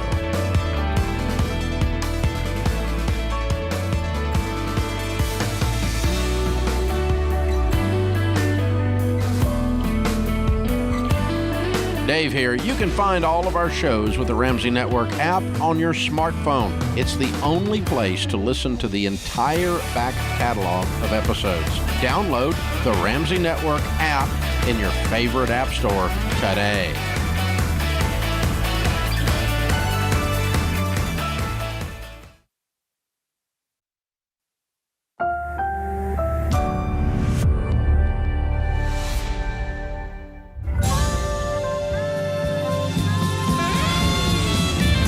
Live from the headquarters of Ramsey Solutions, broadcasting from the Pods Moving and Storage Studios, it's The Ramsey Show, where we help people build wealth, do work that they love, and create actual amazing relationships. Jade Washaw, Ramsey Personality, is my co-host today as we answer your questions about your life and your money. The phone number is 888-825-5225. Megan is with us in Las Vegas. Hi, Megan. How are you? Hey, good. How are you, Dave? Better than I deserve. What's up? Of course. So I had a question. My mom, 68, she was the caretaker of 5 people. My dad was one of them, and they divorced years ago, but it was a platonic, relationship where he lived with her. He has dementia, and my mom 9 months ago suddenly passed away. And so now we are trying to kind of pick up the pieces. She cared for several other people, and so I've been kind of overseeing their finances, making sure their 4 walls are secure, and she didn't have a will, and her finances were a hot mess. So I've cleaned it up, and I've saved a lot of money for the family with their Social Security income coming in and everything. And so my dad has a little bit of savings because, I've been piling it away for him. So now we're realizing he probably needs to move on and out of the house where it would be a better situation for him. So he's going to move in with my brother in Utah. And my brother is moving out of the apartment, and he's moving into a house where, you know, my dad would have a space with his own bathroom and things. So now I'm thinking, well, maybe my brother should take over his money, but I'm hesitant because my brother doesn't have the best track record with money. He's 47. He doesn't own a house. He sold his house years ago, and he has a big, healthy savings from that. But, like, he just doesn't have anything else to show for. So that's where I need you to come in. Why? For me, I feel like if you've been handling the finances up until this point, I don't see a reason for you to change it. Do you feel good about your dad going to live with your brother? Do you like that solution? I do. Yeah, so he wants the best for him, and we both kind of agree with the majority of, you know, what our plans are for him. Now, when you said that you don't like the way, you're not worried in any way that he would misuse any of the money that's going towards your dad, are you? I, you know, like a couple months after my mom died, he was like, we need to buy Dad an e-bike because he lost part of his vision when he had the stroke, which caused dementia. We need to buy him an e-bike so he can get around. And I'm like, okay, what are you thinking? He's like, we need to get him those really nice ones that are like $3,000. I'm like, you don't have $3,000 to spend on this, you know? It's just things like that. And then I'm like, ooh, red flag. What are you going to do with this money? Okay, so why don't you just move him in with your brother? You're in agreement on that, and then you agree that your dad is gonna pay your brother X number of dollars rent per month to cover food, lights, water, and rent. Right. And you just send him that check, and you manage the rest of it. And that's kind of what I'm thinking will happen, me too. because that's what it's been happening. But he's like, well, you know, like with inflation, well, I mean, so high, with inflation, what? I mean, how much is the rent? How much is the lights and water? And how much is the groceries with inflation? Right. And just take take half of that, and that's your number, right? Two grown men living in the house, right? Yeah. There's no inflation on this. It's just what it is. We don't have to build in an inflation. It's not like we'll reassess it once every 6 months, but for this 6-month period of time, here's what we're actually spending on groceries, lights, water, and rent. Yeah. And I'm going to give you half of that, and you're going to cover the other half. Right. So if he says something like, well, I should take over the money, like... You say no. Like, well, I could... Okay, and then I just say I'll send you X amount to cover this. Yeah, I'm not comfortable with that part right now, but I do want to make sure that you're treated fairly and that you get plenty of money to take care of Dad and that he's not a financial burden to you. As a matter of fact, it would be fair to pay more than his half because your brother's providing the service of caring for an Alzheimer's patient. Yeah. So it'd be fair to assess, put another $1,000 a month on there or something. What's your dad's income? Yeah, that's the issue. He has Social Security income, and that's all he's got. And how much is it? $2,300 a month. And what's it take to buy half the rent and half the groceries and half the gas? Well, because my brother hasn't moved into this house yet, he hasn't picked a house yet, we're not sure. But my dad's been contributing $1,000 to his current, my mom's household. And that doesn't matter. That's small town Utah. Yeah, that doesn't matter. Where does your brother live and how much is the rent? What do you think the rent's going to be on the house? And he lives in Salt Lake. What do you think the rent's going to be on the house? Maybe over $2,000, $2,200 maybe. Okay, let's call $1,100 your dad's then. Yeah, but and then he's got to buy groceries and electricity on top of that, and give your brother a little something else. So basically, your dad's Social Security check is going to go to your brother. And if you have any say whatsoever in this, I know you don't have a ton. The brother should not buy something based on your dad's contribution. He should buy what he can afford. Does that make sense? Rent. He's renting. Yeah, but still, he can't get something. Do you know what I'm saying? I don't want him dependent on dad's. He should rent something that he can afford, yeah. True, rent. Yeah. So I want to make sure that's solid too, because if he's renting something that's like, he's so dependent on the money coming from his dad, and I just feel like that's going to make things awkward as well. Yeah. I mean, if your dad passes away, your brother's up a creek. He's up a creek. Because Social Security stops at death. Hello. So yeah, this is the thing. You just need to lay it out. But this is not going to make anybody wealthy in this situation. But we're trying to keep your brother whole, meaning that he's taking on extra expenses for your dad, and he's providing care. Yeah. So with all of that, the majority of your dad's Social Security check is going to go to your brother. Yeah, that's tough, man. In order to cover this, in order to cover their actual expenses and a little bit of labor. I mean, that's fair. A lot. But it's not like you're giving, he doesn't need $20,000 a month, but he is going to need $2,000 if $1,100 is half the rent. And that's probably not that unrealistic in Salt Lake. It's probably not that bad. Yeah. So that's what we're looking at. So you just got to walk it through like that. And I don't know what your brother taking over the money would really solve, except he could drain the savings account. Yeah, I don't like that. And I'm just saying, I'll go ahead and give you the Social Security check. Well, I'll sign that over to you. And then you call that taking care of dad and call that the rent or something about like that. I feel like that's it. It's about what it's going to be. And then I'll keep control of the savings. And if we need to do something else for dad, you and I'll talk about it. But meantime, you keep his half of the expenses under his Social Security cost, and you will have a little bit of payment for helping take care of him. And thank you for that act of love. That's a wonderful thing. Wow. That's tough. That's a tough situation. Not easy. It is. You know what solves it? $100 a month from age 25 to age 65 invested is $1,176,000. You know what you could do if you're in that situation with an extra $1 million? Higher home health care. Anything you want. This is The Ramsey Show.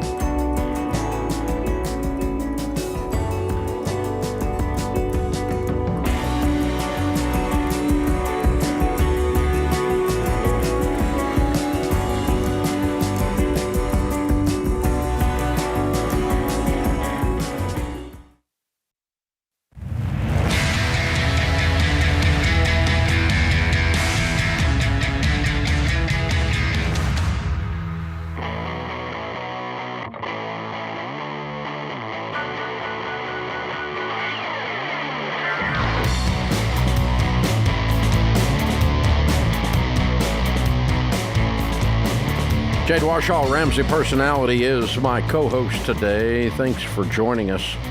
So the Associated Press is reporting a 16-year-old high school senior in New Orleans received scholarship offers from 149 colleges and universities, totaling $10 million. Wow. $10 million? Yeah, totally. That's Guinness Book of World Records. I think I read that. Yeah, probably. Yeah. Unbelievable. A GPA of 4.98. It's going to go to Cornell. He chose Cornell out of the 149. Now, let's understand that he does not have $10 million in scholarship money coming.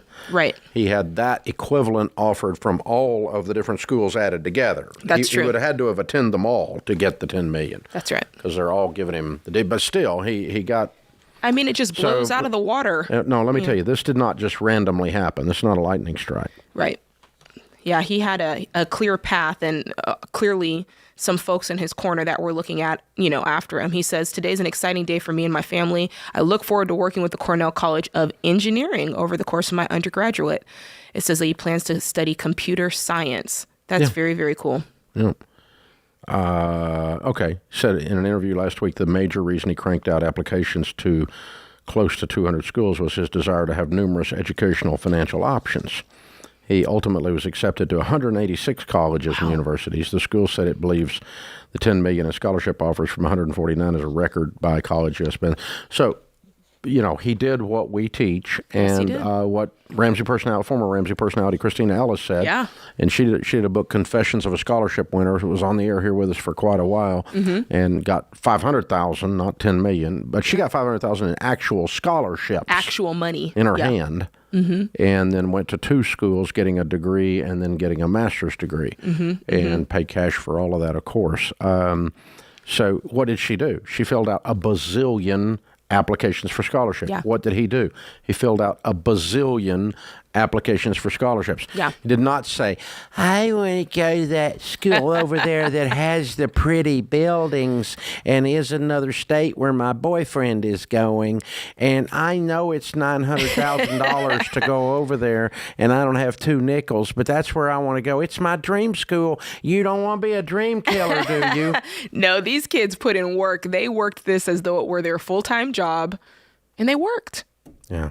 And did you notice there's not a dream school? No. 149 possible, 186, but 149 gave him scholarships. Yeah. And then he goes, okay, now I let's have pick options. The best. Yeah. When you have lots of options, you know what you can pick? Whatever you want. That's it. When you narrow it down, and my dream school, dream you school. gotta create the options. The options don't just, you don't get to just willy-nilly choose based on nothing. Based off of sticking your finger in your mouth and throwing it in the air. That's not how it works. So there's a couple of things that we know, and if you haven't seen the documentary, the award-winning documentary, Borrowed Future, that we did, there's a couple of things we know. If you want your kid to go to college, your kid wants to go to college, 100% of the time, they can do that debt-free. You should never have to take out a student loan. But Dave... Because Mm-hmm. Yeah, so let's talk about how you do it, okay? Number one thing, if you want to go to college debt-free, pick a school you can afford. Boom. That might mean going to community college in a lot of states is free for the first 2 years. Transfer those 2 years of work to your 4-year degree.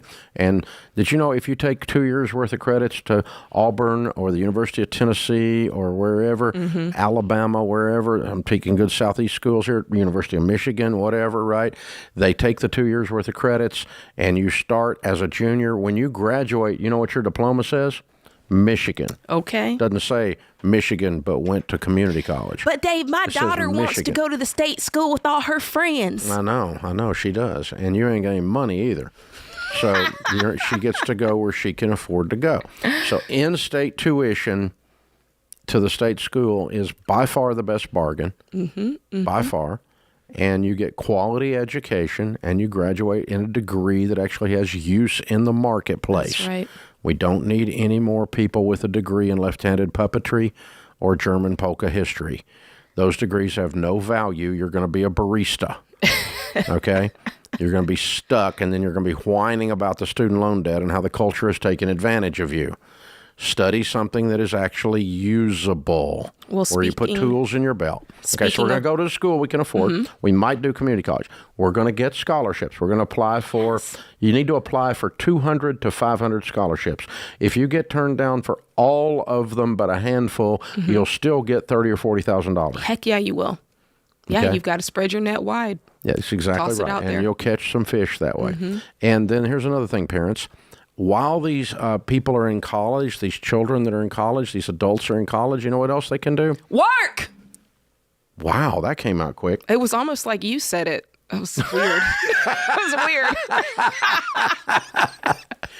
They can work, Dave. It's not child abuse. It's not. The students that work, they tend to manage their time better.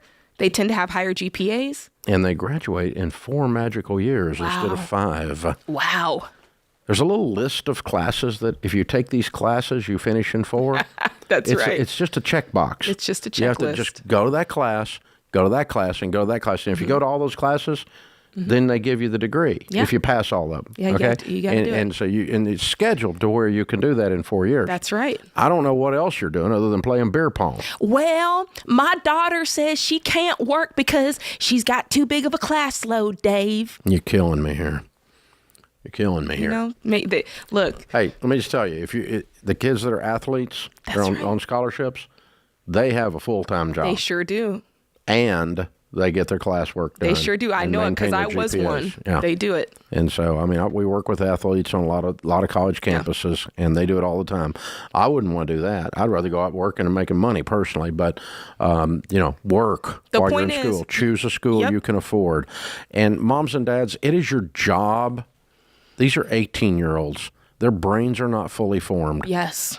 It is your job to love them so well that you will not participate with them in doing something they can't afford to do. No, I will not give you my money, and I will not give you my support if you are going to go on a track that's going to put you in a student loan debt. No, I won't. I don't have to. See, that's called good parenting. Mm-hmm. I was so mad at my mom. This is a 30-year-old, but she made me do this, and now I think she's a genius. Boom. You know, right? There you go. You would rather them be angry with you on the front end when they're 18. I wanted to go to that school. Why didn't you stop me? Yeah. Why didn't you stop me? Because there wasn't any stopping you. You were hell-bent on stupid, you know? But you're going to do it without my support. But if you're going to do it the other way, I'm going to help you. I'm going to do everything I can. I'm going to put money into the thing if I've got it. Yeah. You pick a school that's smart. You pick a degree field that's smart. You work and you get scholarships. You can go to college debt-free. Let me just tell you, the average in-state tuition right now is $11,000. You can do that. Well, that's a part-time job. You can do that. It's not even a good part-time job. That's what I say. Whatever you look for, you're going to find. If you look for excuses why you can't go to college debt-free, why you can't do it, you'll find that. But if you look for reasons that you can do it, you will find that as well. You will find ways to get scholarships, ways to work, ways to find colleges you can afford. That's the way it works. You get to make a choice. It's very, very possible to do. So it's this idea that, Rachel Cruz used to say, and she's right, she still says, but she's the first person I ever heard say it. We don't have a student loan crisis. We have a parenting crisis. Right on. Because you got to look at these people. I remember a guy called me from Michigan. He said, my son told me he's going to this school that we can't afford. What do I do? And I said, well, see, that started a few years back because my son doesn't tell me anything. Well, not when he was a minor. Nowadays, he does tell me stuff. But but back then, when he's a minor, I told him stuff. I know. I would have been like, I know you're not talking to me. You told me what? I'll make another one look just like you. Okay. All right. I know you're not talking to me. Take you out. Oh, man. Oh, brother. That's so true. Yeah. All right. So, debt-free college is possible. Most of it, mathematically, is school choice. $11,000 a year or $52,000 a year. That's a big difference in private, and across the street is public. And there's no correlation between that and being successful. That's right. None. This is The Ramsey Show.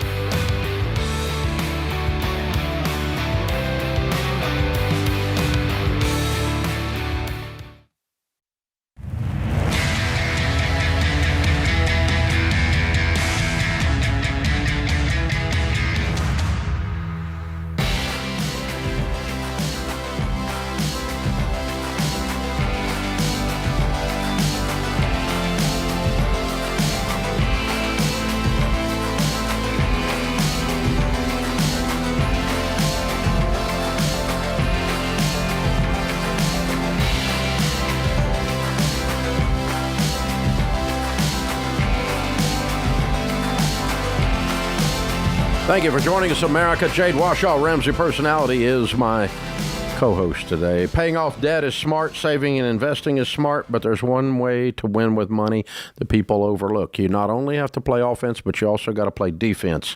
You got to have the right insurance in place. There are 10 kinds of insurance that are not rip-off that you might need. And we've built a free tool called the Coverage Checkup to show you which types you need to add, drop, or adjust. And we'll tell you about the scamos, those weird little policies that nobody needs, but we all get them, right? No. We're going to get rid of those and put that money in your pocket. So it's a free thing. It's called the Coverage Checkup. Go to RamseySolutions.com/checkup. RamseySolutions.com/checkup. Don't let an emergency sneak up on you. You got the right kind of coverage in place. That's playing defense. Not against insurance. I'm just against dumb insurance. So RamseySolutions.com/checkup. Stacy's with us. Hey, Stacy, how can Jade and I help? Hi. My husband and I are both 51, and I just recently received a really large inheritance from my father. Wow. And how much? $1 million. Wow. Cool. Yeah. And, sorry for your loss. Happy for your gain. He followed your steps. My husband and I have followed your steps. We're on baby step 7, and we've been debt free for a long time now. And so we've recently been talking about moving, and we were thinking about building a new home. And the new home cost would be $650,000, which to me is mind-blowing because I've lived a pretty a Dave Ramsey kind of life where I've been saving and investing and budgeting. And so I'm just wondering what your thoughts are, or if you think I'm being irrational with not thinking about building this house. How long ago did your dad pass away? Last year. And how much other money do you guys have in addition to the $1 million inheritance? We have about $1.2 million in retirement funds and $124,000 in savings, and then we own our own house as well. And it's worth what? It's worth between $320,000 and $350,000. We're thinking we could probably sell that for. Yeah. Okay. All right. And so at this point, with the inheritance and with your house and everything, you have over a $2.5 million net worth. Yes. So a $650,000 home is perfectly in line. Okay. That'll make my husband very happy. Perfectly. And by the way, it helps me in situations like this to say it's not really a $650,000 purchase because we're selling a $350,000 house. Okay. It's a $300,000 purchase because that's all you're increasing. Okay. That's great. And so, yeah, the Dave Ramsey way is live like no one else so that later you can live and give like no one else. It's not be frugal your whole life and stack up money to the ceiling. It's enjoy some of it, give some of it, and continue to invest some of it. And this is the enjoying part because you've done a really great job. And so did your dad, and he would be honored by that. Both of you. You got great DNA, and you did a good job. Haven't you? Oh, yeah, thank you. I mean, you were millionaires before he left this. Yes. And he was a millionaire. We're talking like rich people legacy stuff here. You ever have anybody call you rich people? No. You're rich people. It's kind of hard for me to think about it. I know. It's true. I can tell because you think of yourself as broke. What's your household income? Right now it's $211,000, but when we started, I was a stay-at-home mom. I know when you started. Making 30, so it is normal for your emotions to not keep up with your financial growth. When this stuff kicks in and you look up and you go, okay, we've been scratching and clawing so long, we had to watch every nickel, make it scream, and pinch them, right? And then all of a sudden you look up and it's been a decade and you've got some serious money.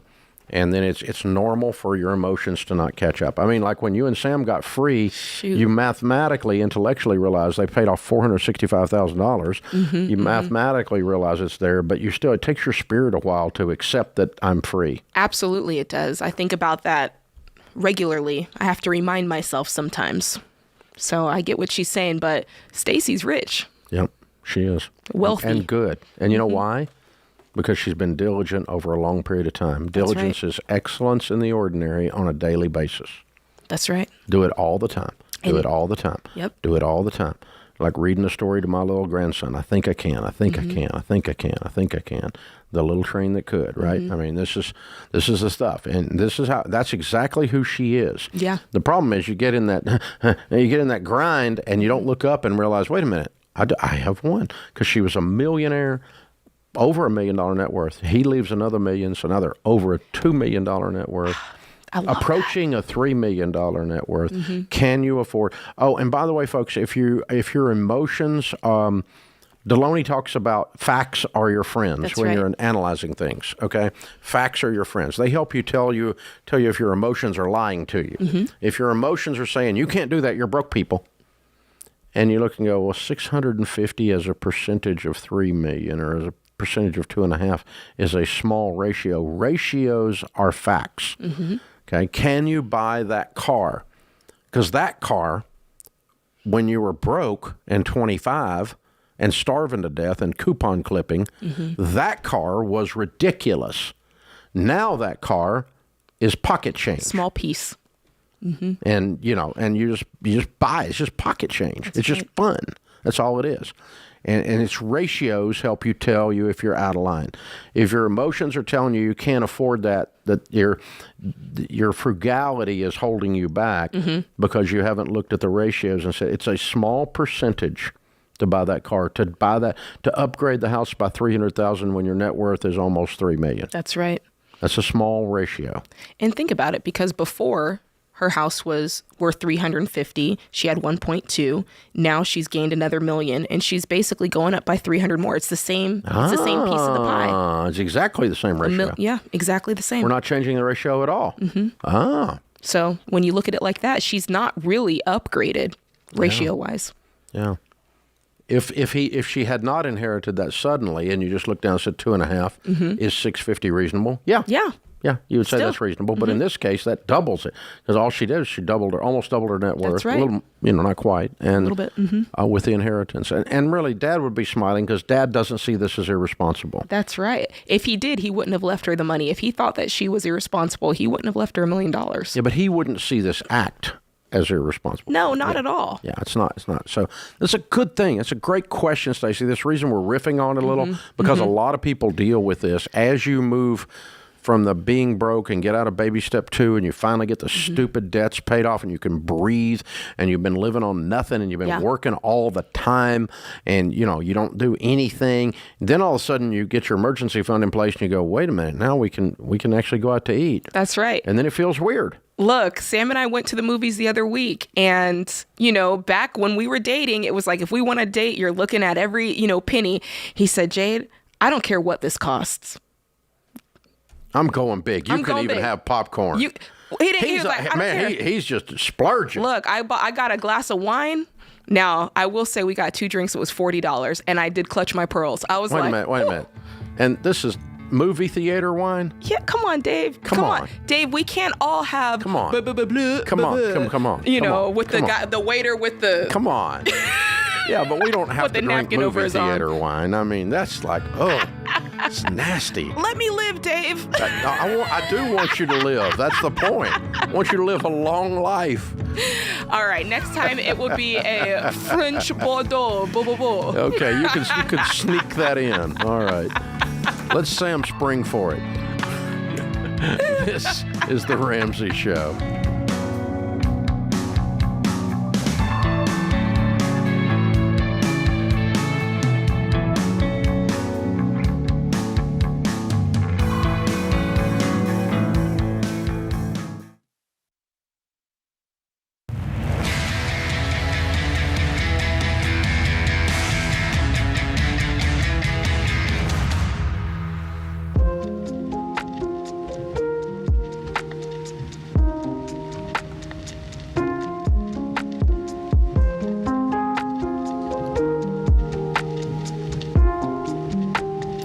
Our scripture of the day, Psalm 28:7, the Lord is my strength and shield. I trust him with all my heart.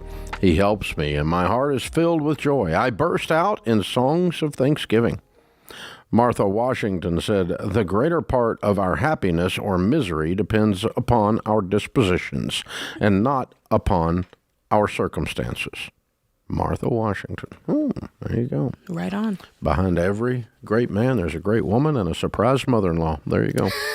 Open phones at 888-825-5225. Jade Washaw, Ramsey Personality, is my co-host. Ted is with us in New York. Hi, Ted. Welcome to The Ramsey Show. Hi, Dave. It's an honor to talk to you. You too, I'll get right to my question. Okay. My question is, about 10 years ago, I'm 60 years old. About 10 years ago, I got talked into an annuity and didn't realize how bad they were. Started listening to you a couple of years back. And I'd love to be able to get out of that annuity, and I just need some help. Any advice? At 10 years, you should be past the surrender charges. They're still happening. In other words, I had... What is the surrender charge? I'm not sure how much it is, but there's $365,000 in there. Yeah. And at 10 years, percentage of it. Highly unusual for an annuity to have a surrender charge after 10 years. Highly unusual. Are you sure? You need to check on that. Yeah, I will. I'll check on it. Okay. Last time I don't think you did. If you checked on it at 7-year, it might have had one. Yeah, that's probably the last time I checked on it. Okay. Well, so here, let's pretend it does. Let's pretend you have an unusual one, and it does have a surrender charge that's substantial. If it's small, just forget it and pay it. And if it's 10% or whatever, just get your money out of there and go put it in mutual funds, right? So get it. Go to Ramsey Solutions and click on SmartVestor to find one of the people that are in our network that we recommend.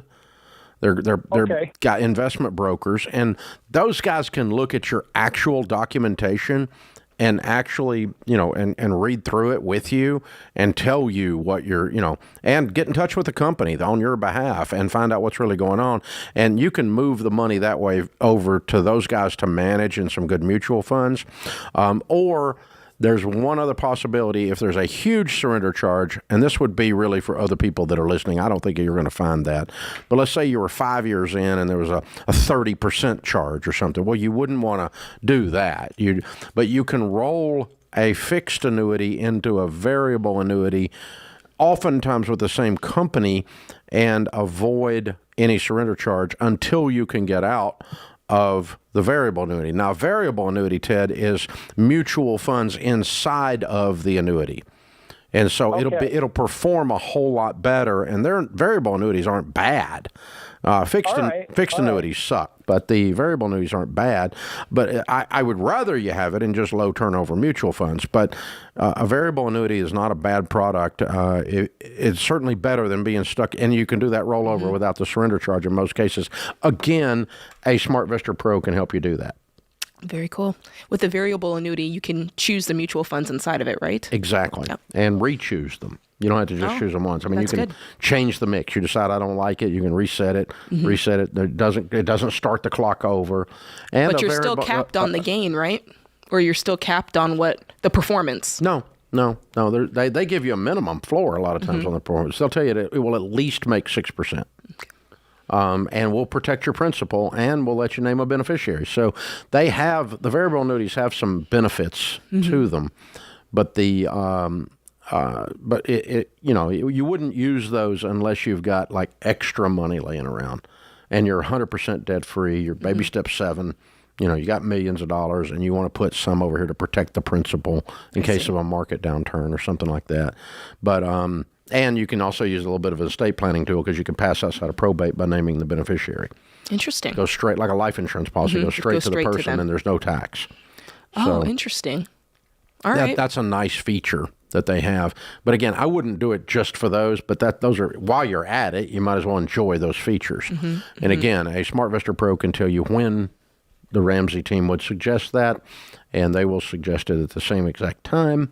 And because some people are misusing these variable annuities and putting people in them that shouldn't be in them too early, while they still got debt, while they haven't maxed out their retirement accounts, they haven't paid off their house yet, that kind of stuff. You would not use a variable annuity until you've done all of those things. Last ditch. Yep. Kim is in Virginia. Hi, Kim. Welcome to the Ramsey Show. Hi, Dave and Jade. Thanks for taking my call. Sure. How can we help? Yeah, I was calling because I am weighing my decisions for how to pay off my student loans. I have about $48,000 in student loans, and I have all of that in a high-yield savings account right now. And obviously right now the student loans are in forbearance. I'm not accruing interest, and the savings is accruing about 4%. So I'm wondering if it's smart to just hold on to it until a final decision is made and then just pay it off on the day that it starts reoccurring interest. Just pay them off. Pay them off. You're going to sleep better tonight. And here's the thing. That forgiveness, just mark my words, it's not going through. It's not. And right. I'm not like banking on it coming through, but I'm like, why not make some additional money on the savings now? Let's pretend for a second. Let's pretend you were debt-free and you didn't have any money in a high-yield savings. And I came up to you and I said, hey, Kim, I want you to go borrow $30,000. And the government's got a program. They're not going to charge you interest for the next few months. And I want you to take that $30,000. I want you to put it in a high-yield savings account. In other words, I want you to go into debt so that you can have a high yield savings account. When I put it that way, it sounds pretty stupid. Pretty much, yeah. Yeah. That's what it is. That's what it is. It's just hard to see that, It's not hard.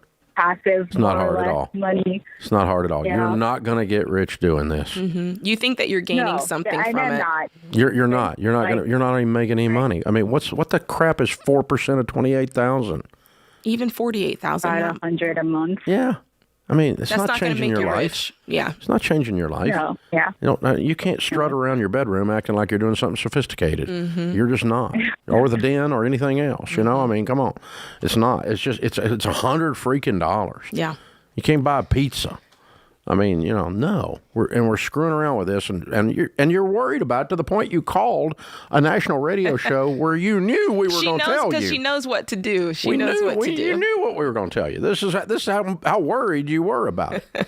So yeah, you clean it up. You're going to the piece on the other side of this. Yes. And then just use your money to make money. Use your money to make money. And this idea that, so guys, in the financial world, when you borrow money and invest it at a rate higher than the borrowed cost, we call that arbitrage. And they teach it in finance class. What they don't teach you is that every time you do that, you increase risk. That is nowhere. You can get a master's degree in finance, and they will not associate borrowed money with risk mathematically. That's unbelievable. With one exception. And that exception is that when you're taught when a publicly traded company has too much in bond, too big a balance in bonds outstanding, that's debt, that you would associate that with risk and reduce their stock price because they're carrying too much debt. But otherwise, we're not taught anywhere in sophisticated financial world, nowhere, even at the master's or the PhD level, to mathematically associate risk with this, which when you put a risk factor on this on a tiny little spread like 4%, and you put a risk factor on it, like I don't sleep good tonight, it dissipates the returns. They're just gone. Yeah. They disappear. So it vaporizes them. So it's a very incomplete view of how the world really works. That puts this hour of the Ramsey Show in the books. We'll be back with you before you know it. In the meantime, remember, there's ultimately only one way to financial peace, and that's to walk daily with the Prince of Peace, Christ Jesus.